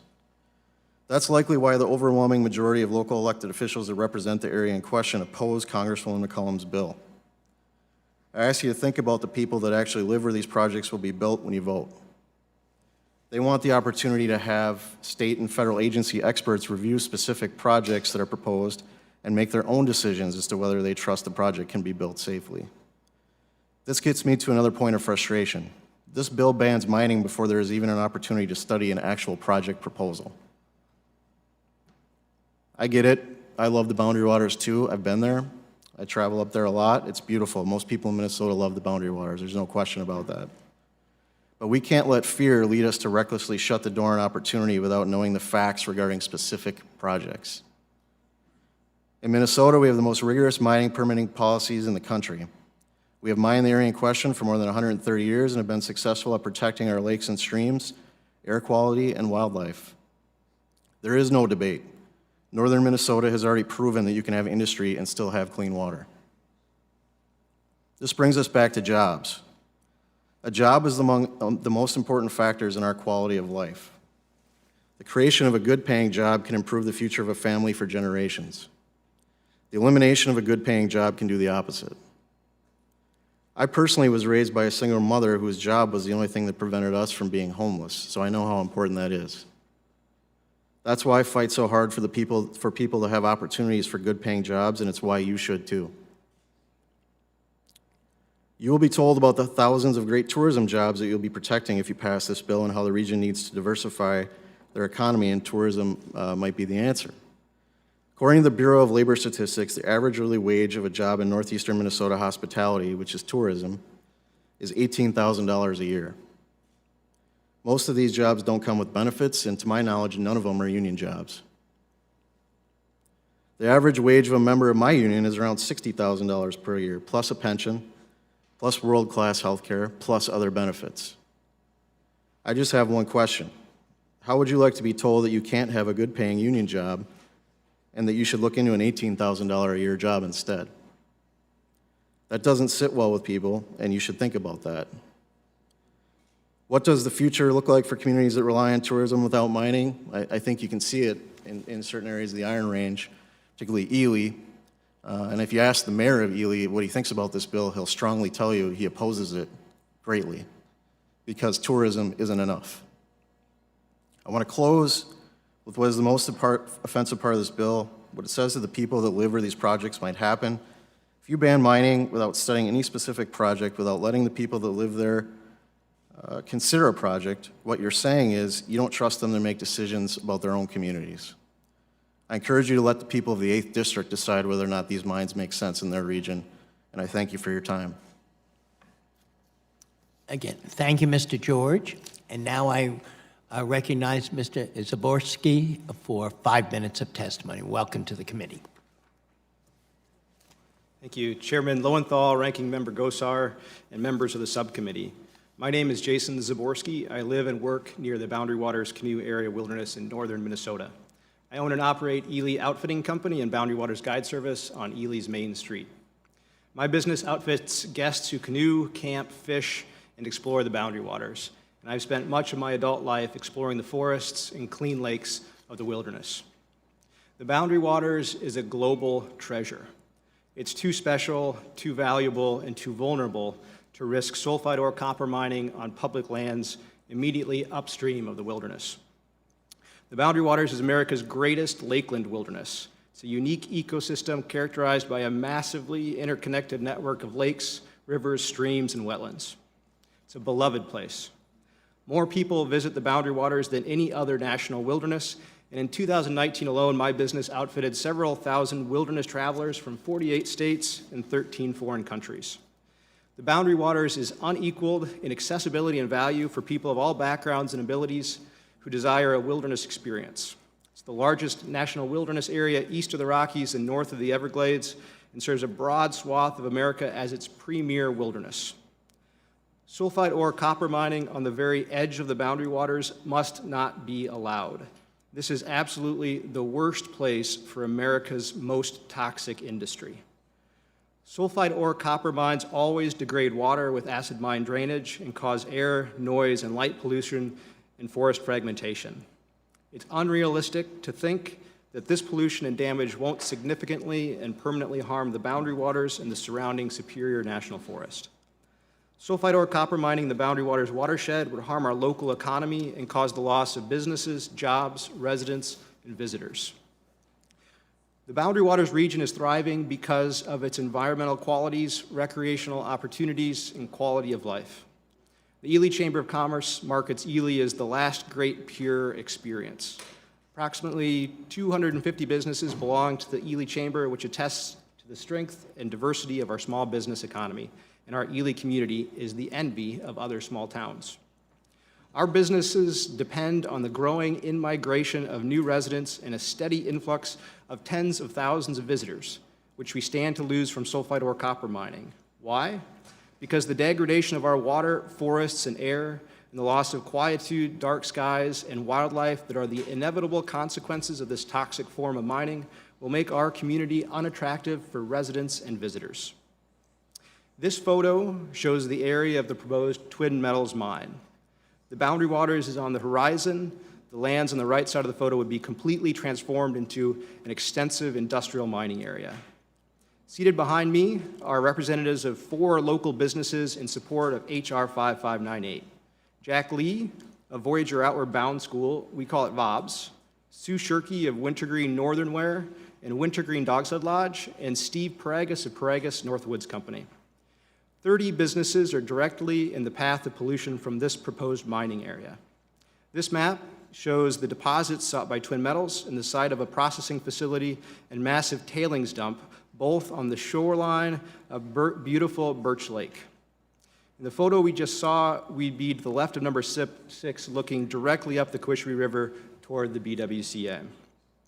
Sue Shirkey and her husband Paul are the owners of Wintergreen Northern Wear, a high-quality apparel manufacturer on the main street of Ely, and Wintergreen Dogsled Lodge, located downstream of the mining area at number 11. VOBS is an international educational nonprofit employing 25 people year-round and an additional 75 people in the summer. VOBS is number 7 on the map. If copper mining is allowed in this location, VOBS will be unable to continue to operate and will be forced to close and leave the area. Paragus Northwoods is an award-winning store on Ely's main street. Its annual payroll exceeds $1 million, and Steve Paragus says copper mining would permanently harm his business and questions whether his business of 40 years will survive. We are not alone. Minnesotans and Americans don't want risky sulfide ore copper mines in the watershed of the Boundary Waters. I urge the members of the subcommittee to pass H.R. 5598. Thank you, Mr. Zaborski.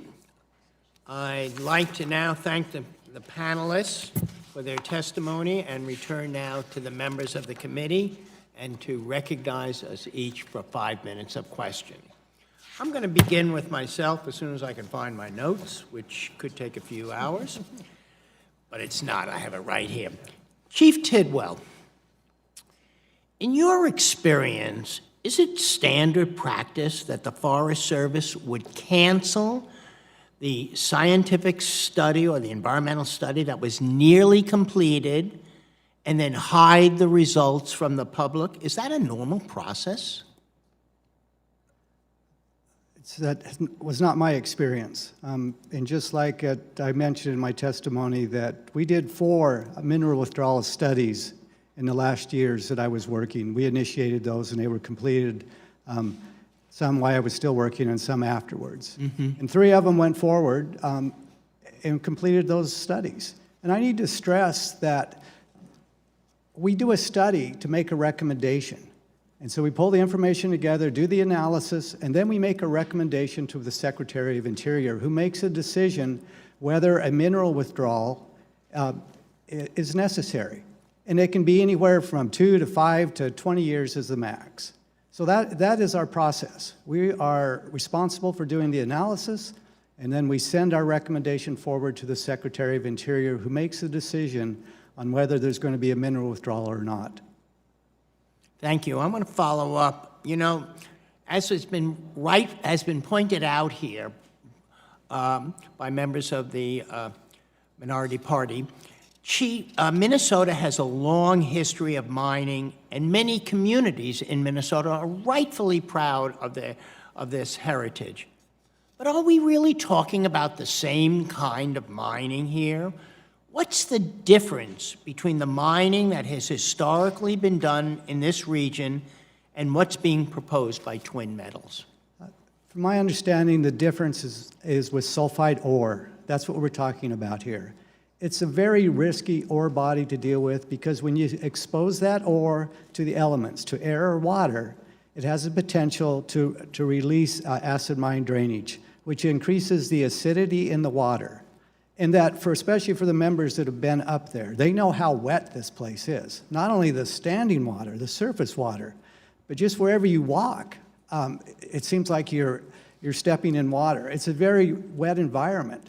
So as difficult as it is to have a copper sulfide ore mine in some of the very arid parts of this country, like in Arizona where we have several, imagine being able to do that in this very wet environment. So that's what this risk is about. And it's about the effect on the boundary waters, the water quality. There's been a lot of discussion about, well, this isn't in the boundary waters. But when we started the mineral withdrawal study, I asked my staff to look at the area that's being requested and proposed and make sure that we're only going to look at and even consider parts where the water would drain into the boundary waters. So any area that would flow outside of the boundary waters, we weren't going to even look at that. This was purely based on this concern about water quality from sulfide ore mining. Thank you. You know, one of the most shocking parts, since we're now talking not about the mining history of Minnesota, but copper sulfide mines, was in your testimony, where you talked about a review of water quality impacts from the 14 operating U.S. sulfide ore copper mines found that 100%, I repeat that, 100% of the mines experienced pipeline spills or accidental releases, and 13 of the 14 mines experienced failures to control the contaminated mine seepage, leading to harmful water quality impacts. That was shocking. Can you respond to that? And now we're going to start in the most sensitive area in the country. I think it just shows just how difficult this type of mining is to protect water quality. And that no matter what type of efforts are put forward, the best expertise, the best mitigation, there are unforeseen situations that occur in a natural environment that you just can't plan for everything. So even with the very best experts, that there's unforeseen things that happen, and that's what happens with these mines. And especially when you look at this environment and where the potential of any mine is going to have to be very near or adjacent to standing water. There just isn't enough dry land up there for anything else. I'm following up, and finally, just to answer briefly, have there been any recent dramatic technology breakthroughs that would all of a sudden make now this sulfide copper mining safe? I'm not aware of any that have been proven on the ground. Thank you, and I yield back to, and I believe we're going to go to Representative Hearn. Thank you, Mr. Chairman, Leader Gosar, and for the record, I'd like to thank Chairman Grijalva and Ranking Member Bishop for working out a moving of our markup hearing tomorrow that was originally scheduled by the majority during the National Prayer Breakfast. Really appreciate that. You know, when I came to Washington, I was excited about the prospects of bridging the political gap. Never been in office before, and working with my colleagues across the aisle to get things done. And unfortunately, hearings like this help to prove that working with colleagues is tougher than I thought. The legislation before us today is a Democrat-led bill which affects a Republican-represented district and was written without any consultation from the Republican representative of that region. In fact, it was never consulted. This is far from the first time that my colleagues across the aisle have done something like this.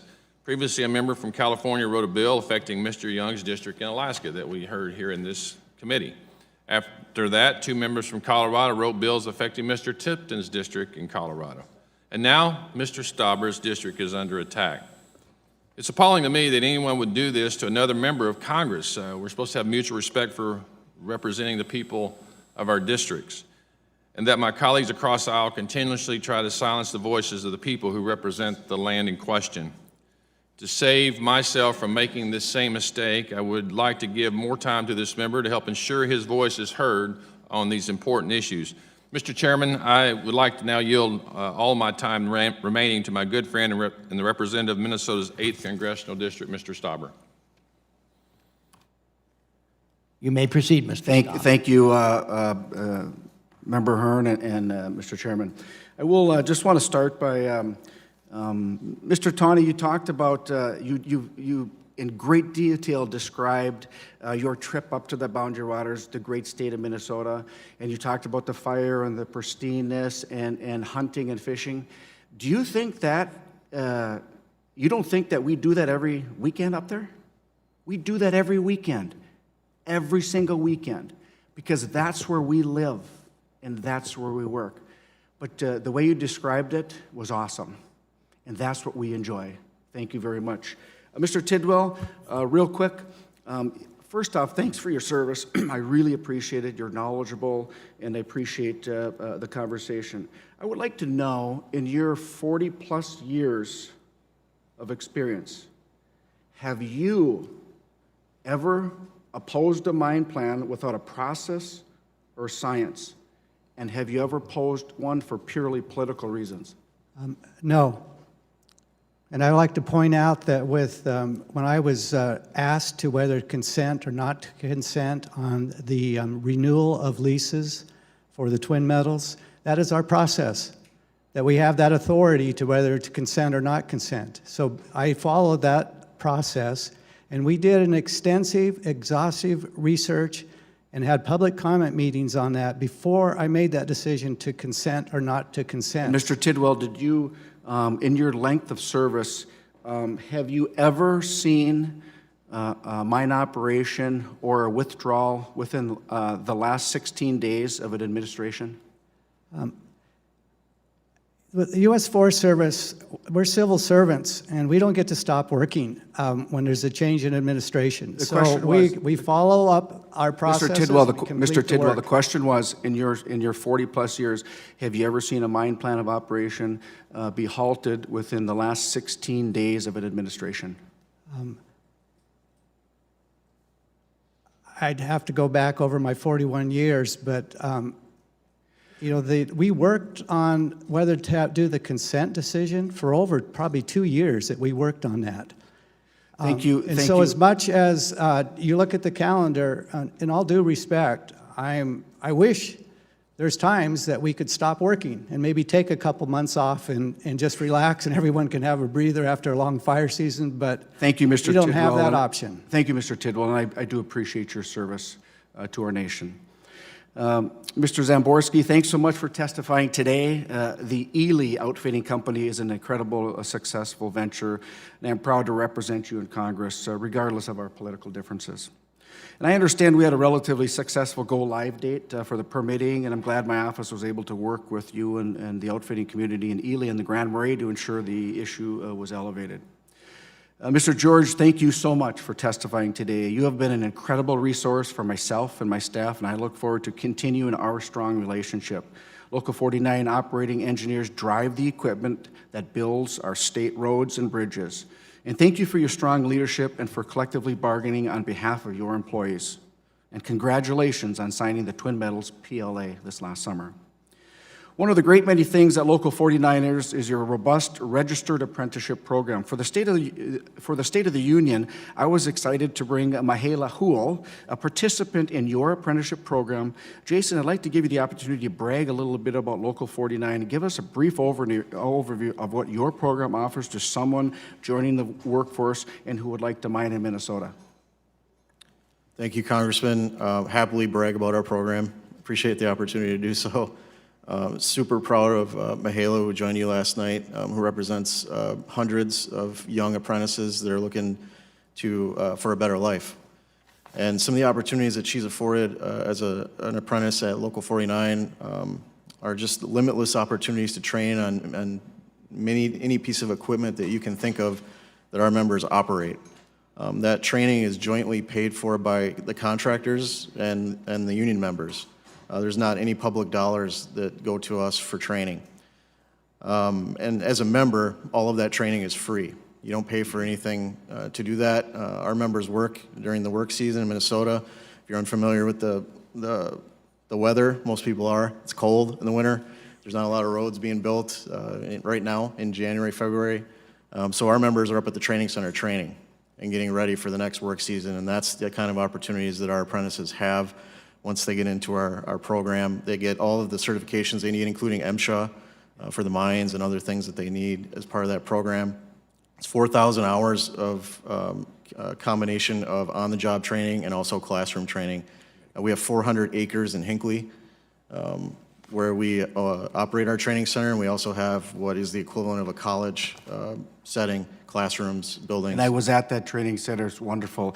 Because I have just a limit. We'll come back. You have another 5 minutes. Oh, okay. You'll I was get watching the 3 clock. minutes. Well, you're 3.5 minutes that you have left. 3.5. Thank you, Mr. Chair. I now recognize Chairman Grijalva for 5 minutes of questions. Thank you very much, and it's good to see you again, Chief Tidwell, and have you with us. I appreciate it very much, and just a couple of questions. Chief, the Forest Service has stated that it uncovered no new science during their environmental review, which is why they canceled it, and if there's no new science, do you believe the Trump administration was warranted in reversing your previous decision on the withdrawal? Congressman, I'm not aware of what information was brought forward after I retired from the agency and complete that. However, from my experience, it seemed like it would have been the right thing to do just to complete the study, and then for the Secretary of Agriculture to either send it over to Secretary of Interior, and both can have an opportunity to say yes or no to the mineral withdrawal. But it's just, I wish we could have just completed that study, because we'd have that information and we'd be in a little different place today than we are. Chief, one more thing, what was the process during the Obama administration, during that administration, where they went through to determine if the mining was appropriate in the area? Where was the substantial scientific review and public input? And how does it contrast with the process that we're seeing from this administration? The only fixation is Obama envy, so anything that the Obama administration did is automatically suspect and eligible for undoing. But in this case, just to go through that process, what was the review, what was the public input, and how does it contrast, if you don't mind, sir? So there was 2 reviews that were done concerning this area. The first one was on when I was asked to whether to consent or not to consent to the renewal of the leases that were first issued in 1966. So based on that, I asked our mineral experts, our scientists, to take a look at that, of the ore body, and to give me their opinions as to what was the potential for potential pollution from this mine to occur. So that, we worked on that for over probably 2 years. And along with that, we also had public meetings where our folks went and met with people to get their ideas, their thoughts about it. And based on that, that analysis, I made the decision not to consent. We also then started the proposed mineral withdrawal. And that normally takes about 2 years, once again, where we look at a much larger area. Our scientists, the experts, look at this much larger area to be able to determine if the level of risk is high enough that would warrant a recommendation for a mineral withdrawal, whether 2 years, 5 years, or up to 20 years. So that's the process. We pull the information together, we pull the science together, and then we make a recommendation. And I think, and I appreciate that. And I think in your oral statement, you stated that since your work and that process that you just outlined, that the science has gotten even stronger regarding the risks of mining to the boundary waters, that it's gotten stronger in the last few years. Could you elaborate what you mean by it's gotten stronger? Yeah, since I made my decision on the non-consent, there's even more science that's come forward to be able to express the concern with sulfide ore mining and the difficulty to prevent pollution. If you have a different ore that's a little more stable and it doesn't, one, it increases the acidity in the water like sulfide ore does, you have a different level of risk. You also have a much different level of risk in an arid part of our country than we do in this very wet part. So those are the information that's come forward with more studies that have taken a hard look at, the difficulty of doing sulfide ore mining. Thank you very much. And I just, if I may, and appreciate your attendance, Mr. George, and the men and women you represent and work for. The people proposing the mine, are they U.S.-based company, or is it a foreign-owned company? I believe it's a foreign-owned company. And I ask that question because in southern Arizona, ASARCO, a copper mine, we're going on 100 days of a strike, steel workers, including members from your union. Given the fact that because it's a foreign-owned company that came in, and existing contracts dealing with pensions that you mentioned, the contributions to health care, and general working conditions, and not using contract employees, but relying on the membership that's already there as permanent people that are eligible for collective bargaining. Any concerns you have, given that experience and and how difficult it's been out there for those families that are on strike, given a foreign company doing business on public land and the protections that should be extended to a union shop, i.e. the mine? Any concerns about them, just like Grupo Mexico did to ASARCO, just get up and say, these are no longer valid and we don't have liability? I'm unfamiliar with what's going on in Arizona, other than I know that there's some labor issues there, and very concerned about those. I would add that that's why we have a project labor agreement in Minnesota with the company in question, because that guarantees that it's going to be built 100% union labor. So I don't have those concerns in Minnesota. And I would also add that, when it comes to mining, I just, no offense to Arizona, all due respect, but we do things better in Minnesota, in my opinion. You think it's because we have right to work? I'm just kidding. Unfortunately, Arizona has right to work laws, but that's another story. Thank you from the representative from Arizona. I now recognize Representative Stauber for 5 minutes. Thank you, Chairman Lowenthal, and I appreciate your patience. I want to continue on with Jason George. Should the Twin Metals project be permitted, do you anticipate more operating engineers going through your registered apprenticeship program and working on projects in and around our Iron Range towns? I definitely do. There'll be a tremendous amount of opportunity. Just to build the mine alone is millions of work hours. We'll for sure be adding people to our apprenticeship roles from the local area. And then, once the mine is in operation, there's all kinds of projects that happen within that mine, including building roads within the mine and outside the mine, and all kinds of activity, ancillary jobs that come with that, yeah. And then in your written testimony, you highlighted that hundreds of your members owe their living to the existence of the mining industry in northern Minnesota, and almost 70% of locals in the region support the opportunity for precious metals mining. Can you give us just a rough estimate how many operating engineers are employed in mining operations in Minnesota?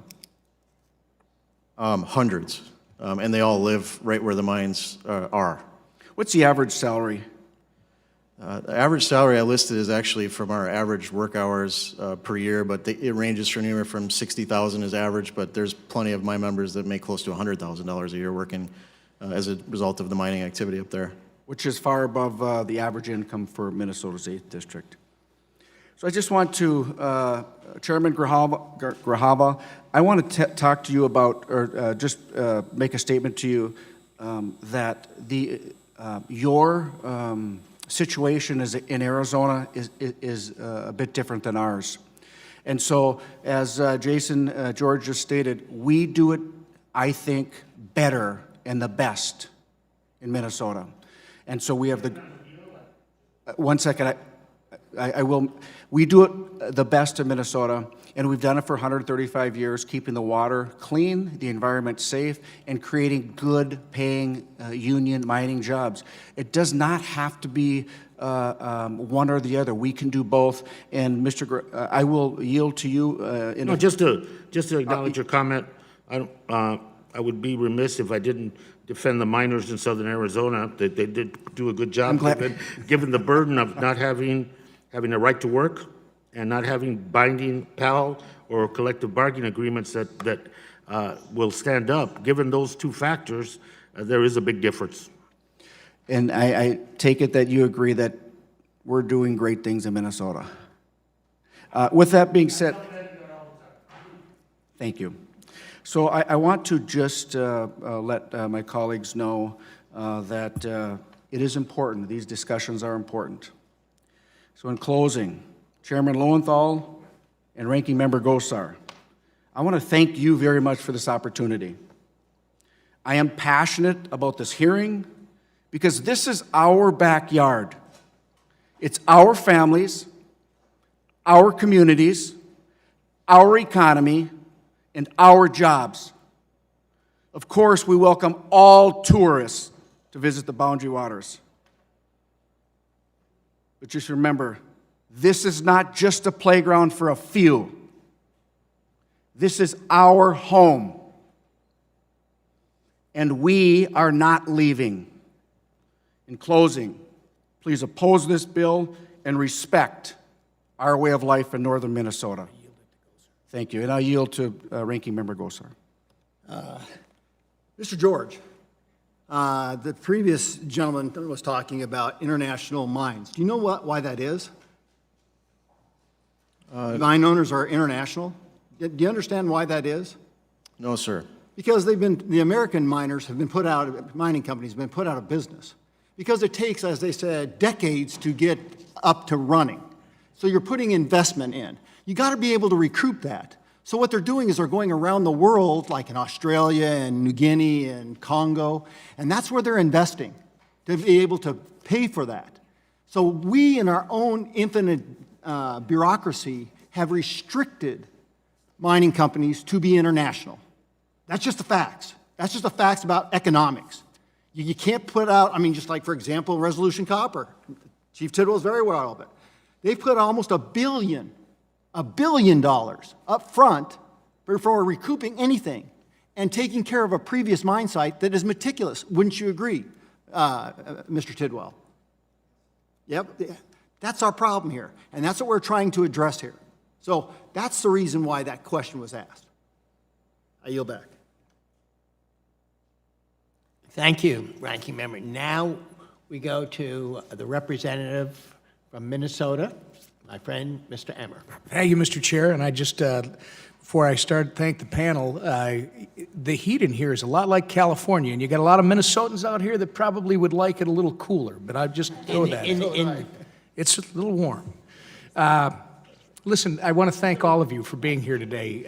And let me just run through this quick. Mr. Tidwell, you're from Idaho, correct?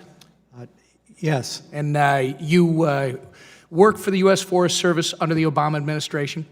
I worked for 41 years for both Democratic and Republican My question was, you worked for the Obama administration, correct? Yes. And that was an administration that, it should be noted, as if anybody is surprised, had an agenda of shutting mines down across the country. Doesn't matter what kind, but that was the agenda. Mr. Tawney, you're from Montana, correct? That is correct. Thank you for being here. We really appreciate it. Jason, you represent all the 49ers in the state of Minnesota.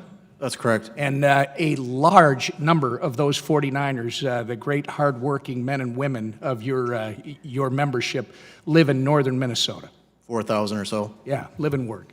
Mr. Zaborski, you run an amazing business in Ely, correct? Hey, I'll just let you know, my wife's family had a resort for years over on Elbow Lake, not too far away from you. It's an amazing place with the logging trails and everything else that we do. I just want to thank you and everybody else in Ely who it shows off the amazing things that the Boundary Waters in northern Minnesota has to offer. And I want to point out, we're not opposed. We absolutely want the same things that you and all these other great Minnesotans want. We just believe that Minnesotans should be able to explore in their own backyard how we could coexist by utilizing the great resources that we have been gifted, while at the same time being able to share this with not only Minnesotans, but the rest of the world. So, Mr. Saborsky, are you familiar? There's a topic that we haven't discussed, because the boundary waters and the Superior National Forest are even more important to Minnesota than anybody's talked about here. You're familiar with the Minnesota Permanent School Trust Fund, right, sir? Generally, as a resident, it comes up regularly. Well, the Permanent School Trust Fund in Minnesota is a state mechanism by which mining, forestry, and other revenues are redistributed to our public schools across the state. You understand that? So this mechanism is outlined in Minnesota's Constitution, and it requires that that portion of mining, forestry, and other revenues go to our public schools.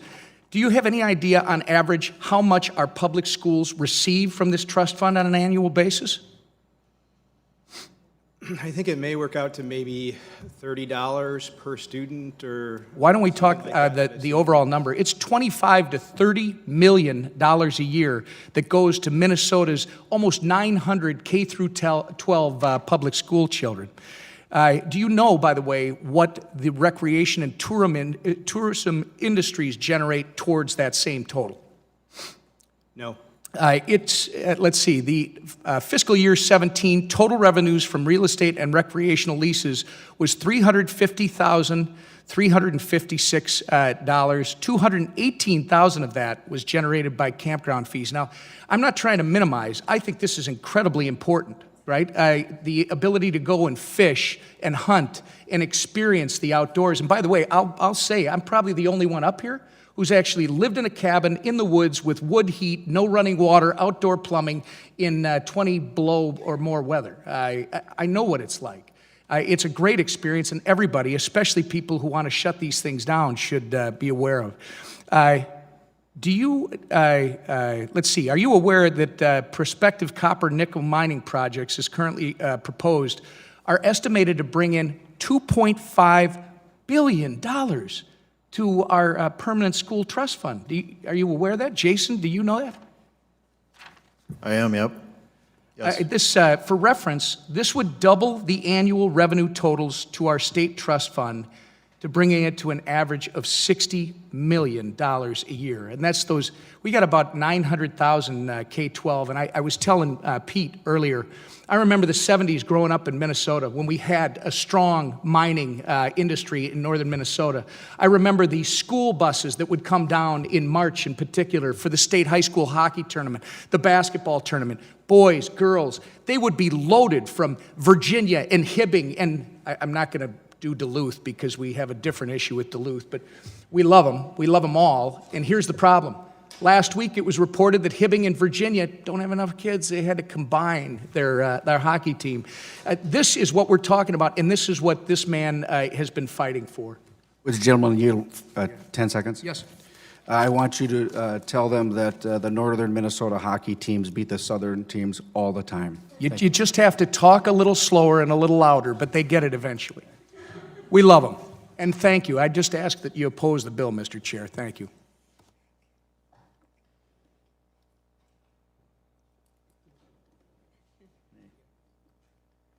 I now recognize the ranking member for 5 minutes of questions. Chief Tidwell, it's good seeing you again, and thank you for all that you did in regards to Fry, even though it didn't get off the ground, and we're on another subject aspect. But there had something to do with science, and that's where I want to start. So let's talk science for a minute.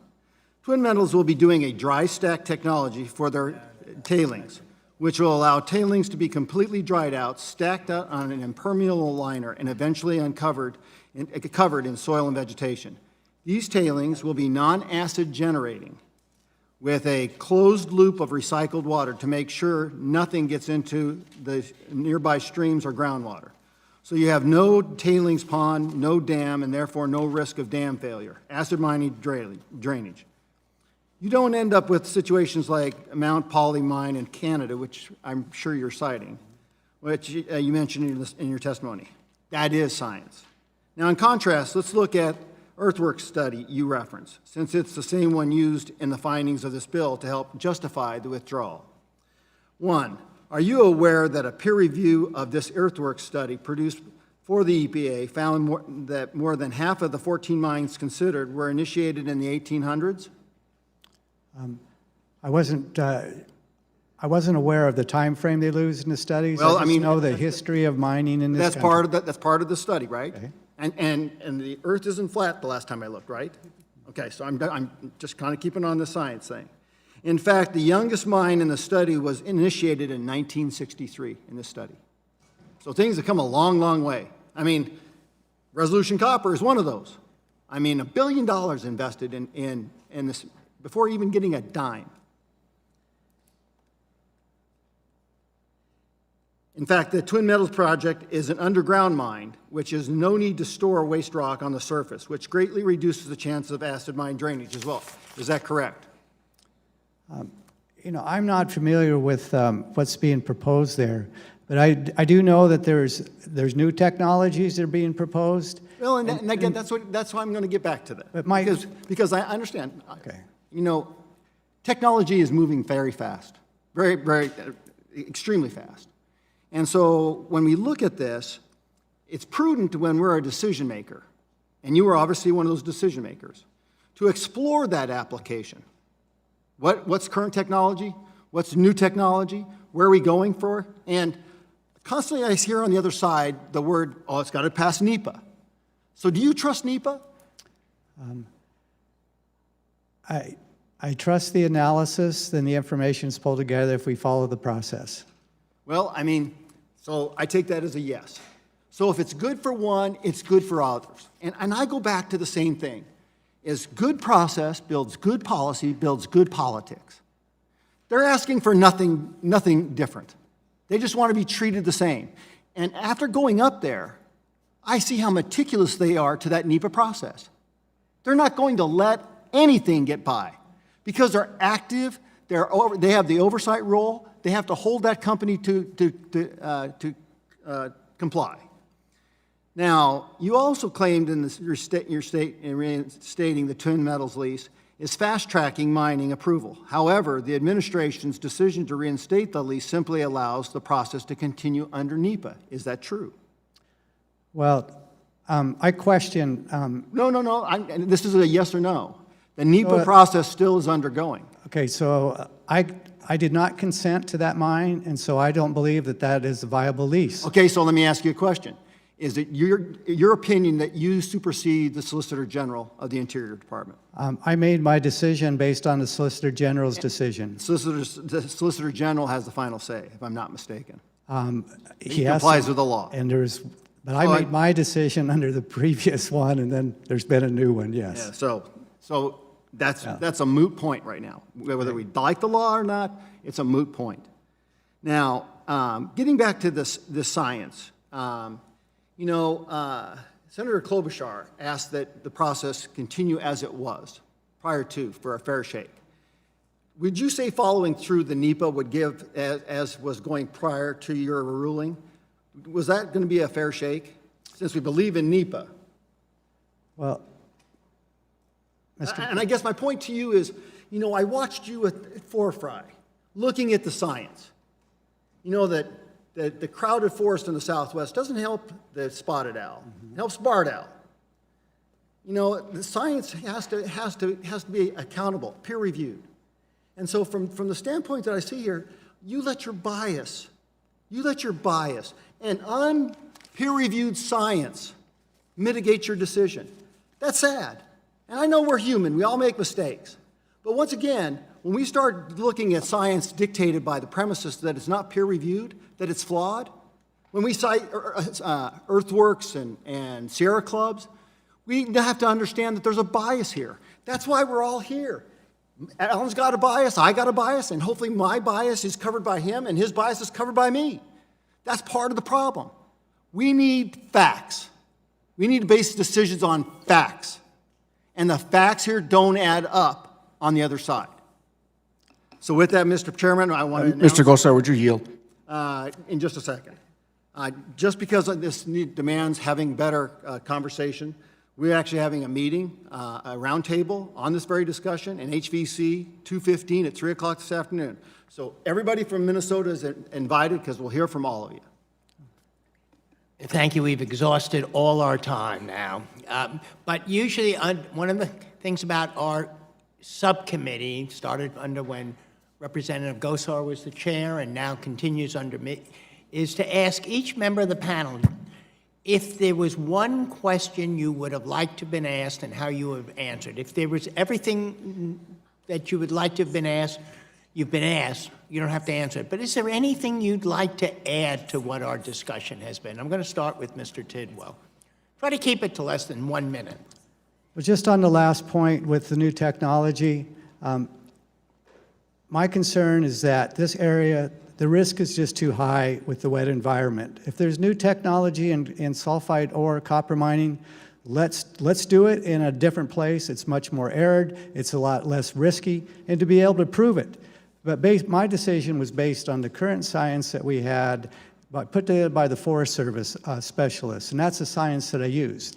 But if there's new science, okay, let's find a place to be able to show it. But this place is just, the risk is too great in this wet environment. So let's prove the new technology in a different place. Thank you. Mr. Tawney, one question you wish or you'd like to ask of yourself and answer it. Sure, lots of questions. I would say that, the question was asked of me of where I was from, which is Missoula, Montana. That's where I'm born and raised.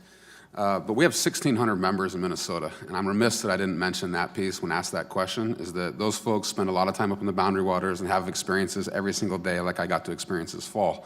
And the way we work at BHA is not me saying, hey, we should work on this issue. They come to me.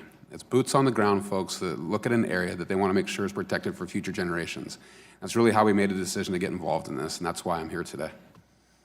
Thank you. Mr. George. Thank you. Maybe a frustration that I didn't brought out some others, is that in this whole conversation, it's sort of implied, or at least it comes across, that, and Mr. Emmer was hitting on this a little bit, I think, that the people that live there don't care about their environment. There's not one person that lives where these mines are being proposed that wants dirty water. They care very much. All I'm saying, and I think all we're saying, is let's give them an opportunity to study an actual project and look at the science before we just make determinations. Thank you. Thank you. And finally, Mr. Zaborski. Say that these first ever proposed risky sulfide mines would be devastating to my business. They would be devastating to other businesses in my community, and they risk being just devastating to one of the greatest natural places in this country, the Boundary Waters, Canoe Area Wilderness. And I just think it's imperative for business owners to stand up and say that, and I think it's imperative for people who care about the Boundary Waters to think critically about this and say, we've never done this before in Minnesota. The risks of sulfide ore copper mining are just too great, and we can't do it here. Thank you, and I want to thank all the witnesses. Mr. Chairman, before you go much further, I'd like for you to place in the record the final peer review summary report of the information used in regards dated 2012 in regards to the findings on. Without objection, this will be accepted into the record. And so I want to thank all the witnesses for their testimony and all the members and our new members, Mr. Stauber for today, and Mr. Emmer, you're always invited back to the subcommittee. Members of the committee may have some additional questions for the witnesses, and we'll ask you to respond in writing to those. Under Committee Rule 3, members of the committee must submit their witness questions within 3 business days following this hearing. And the hearing record will be held open then for 10 business days for their responses. If there's no further business, without objection, this committee stands adjourned.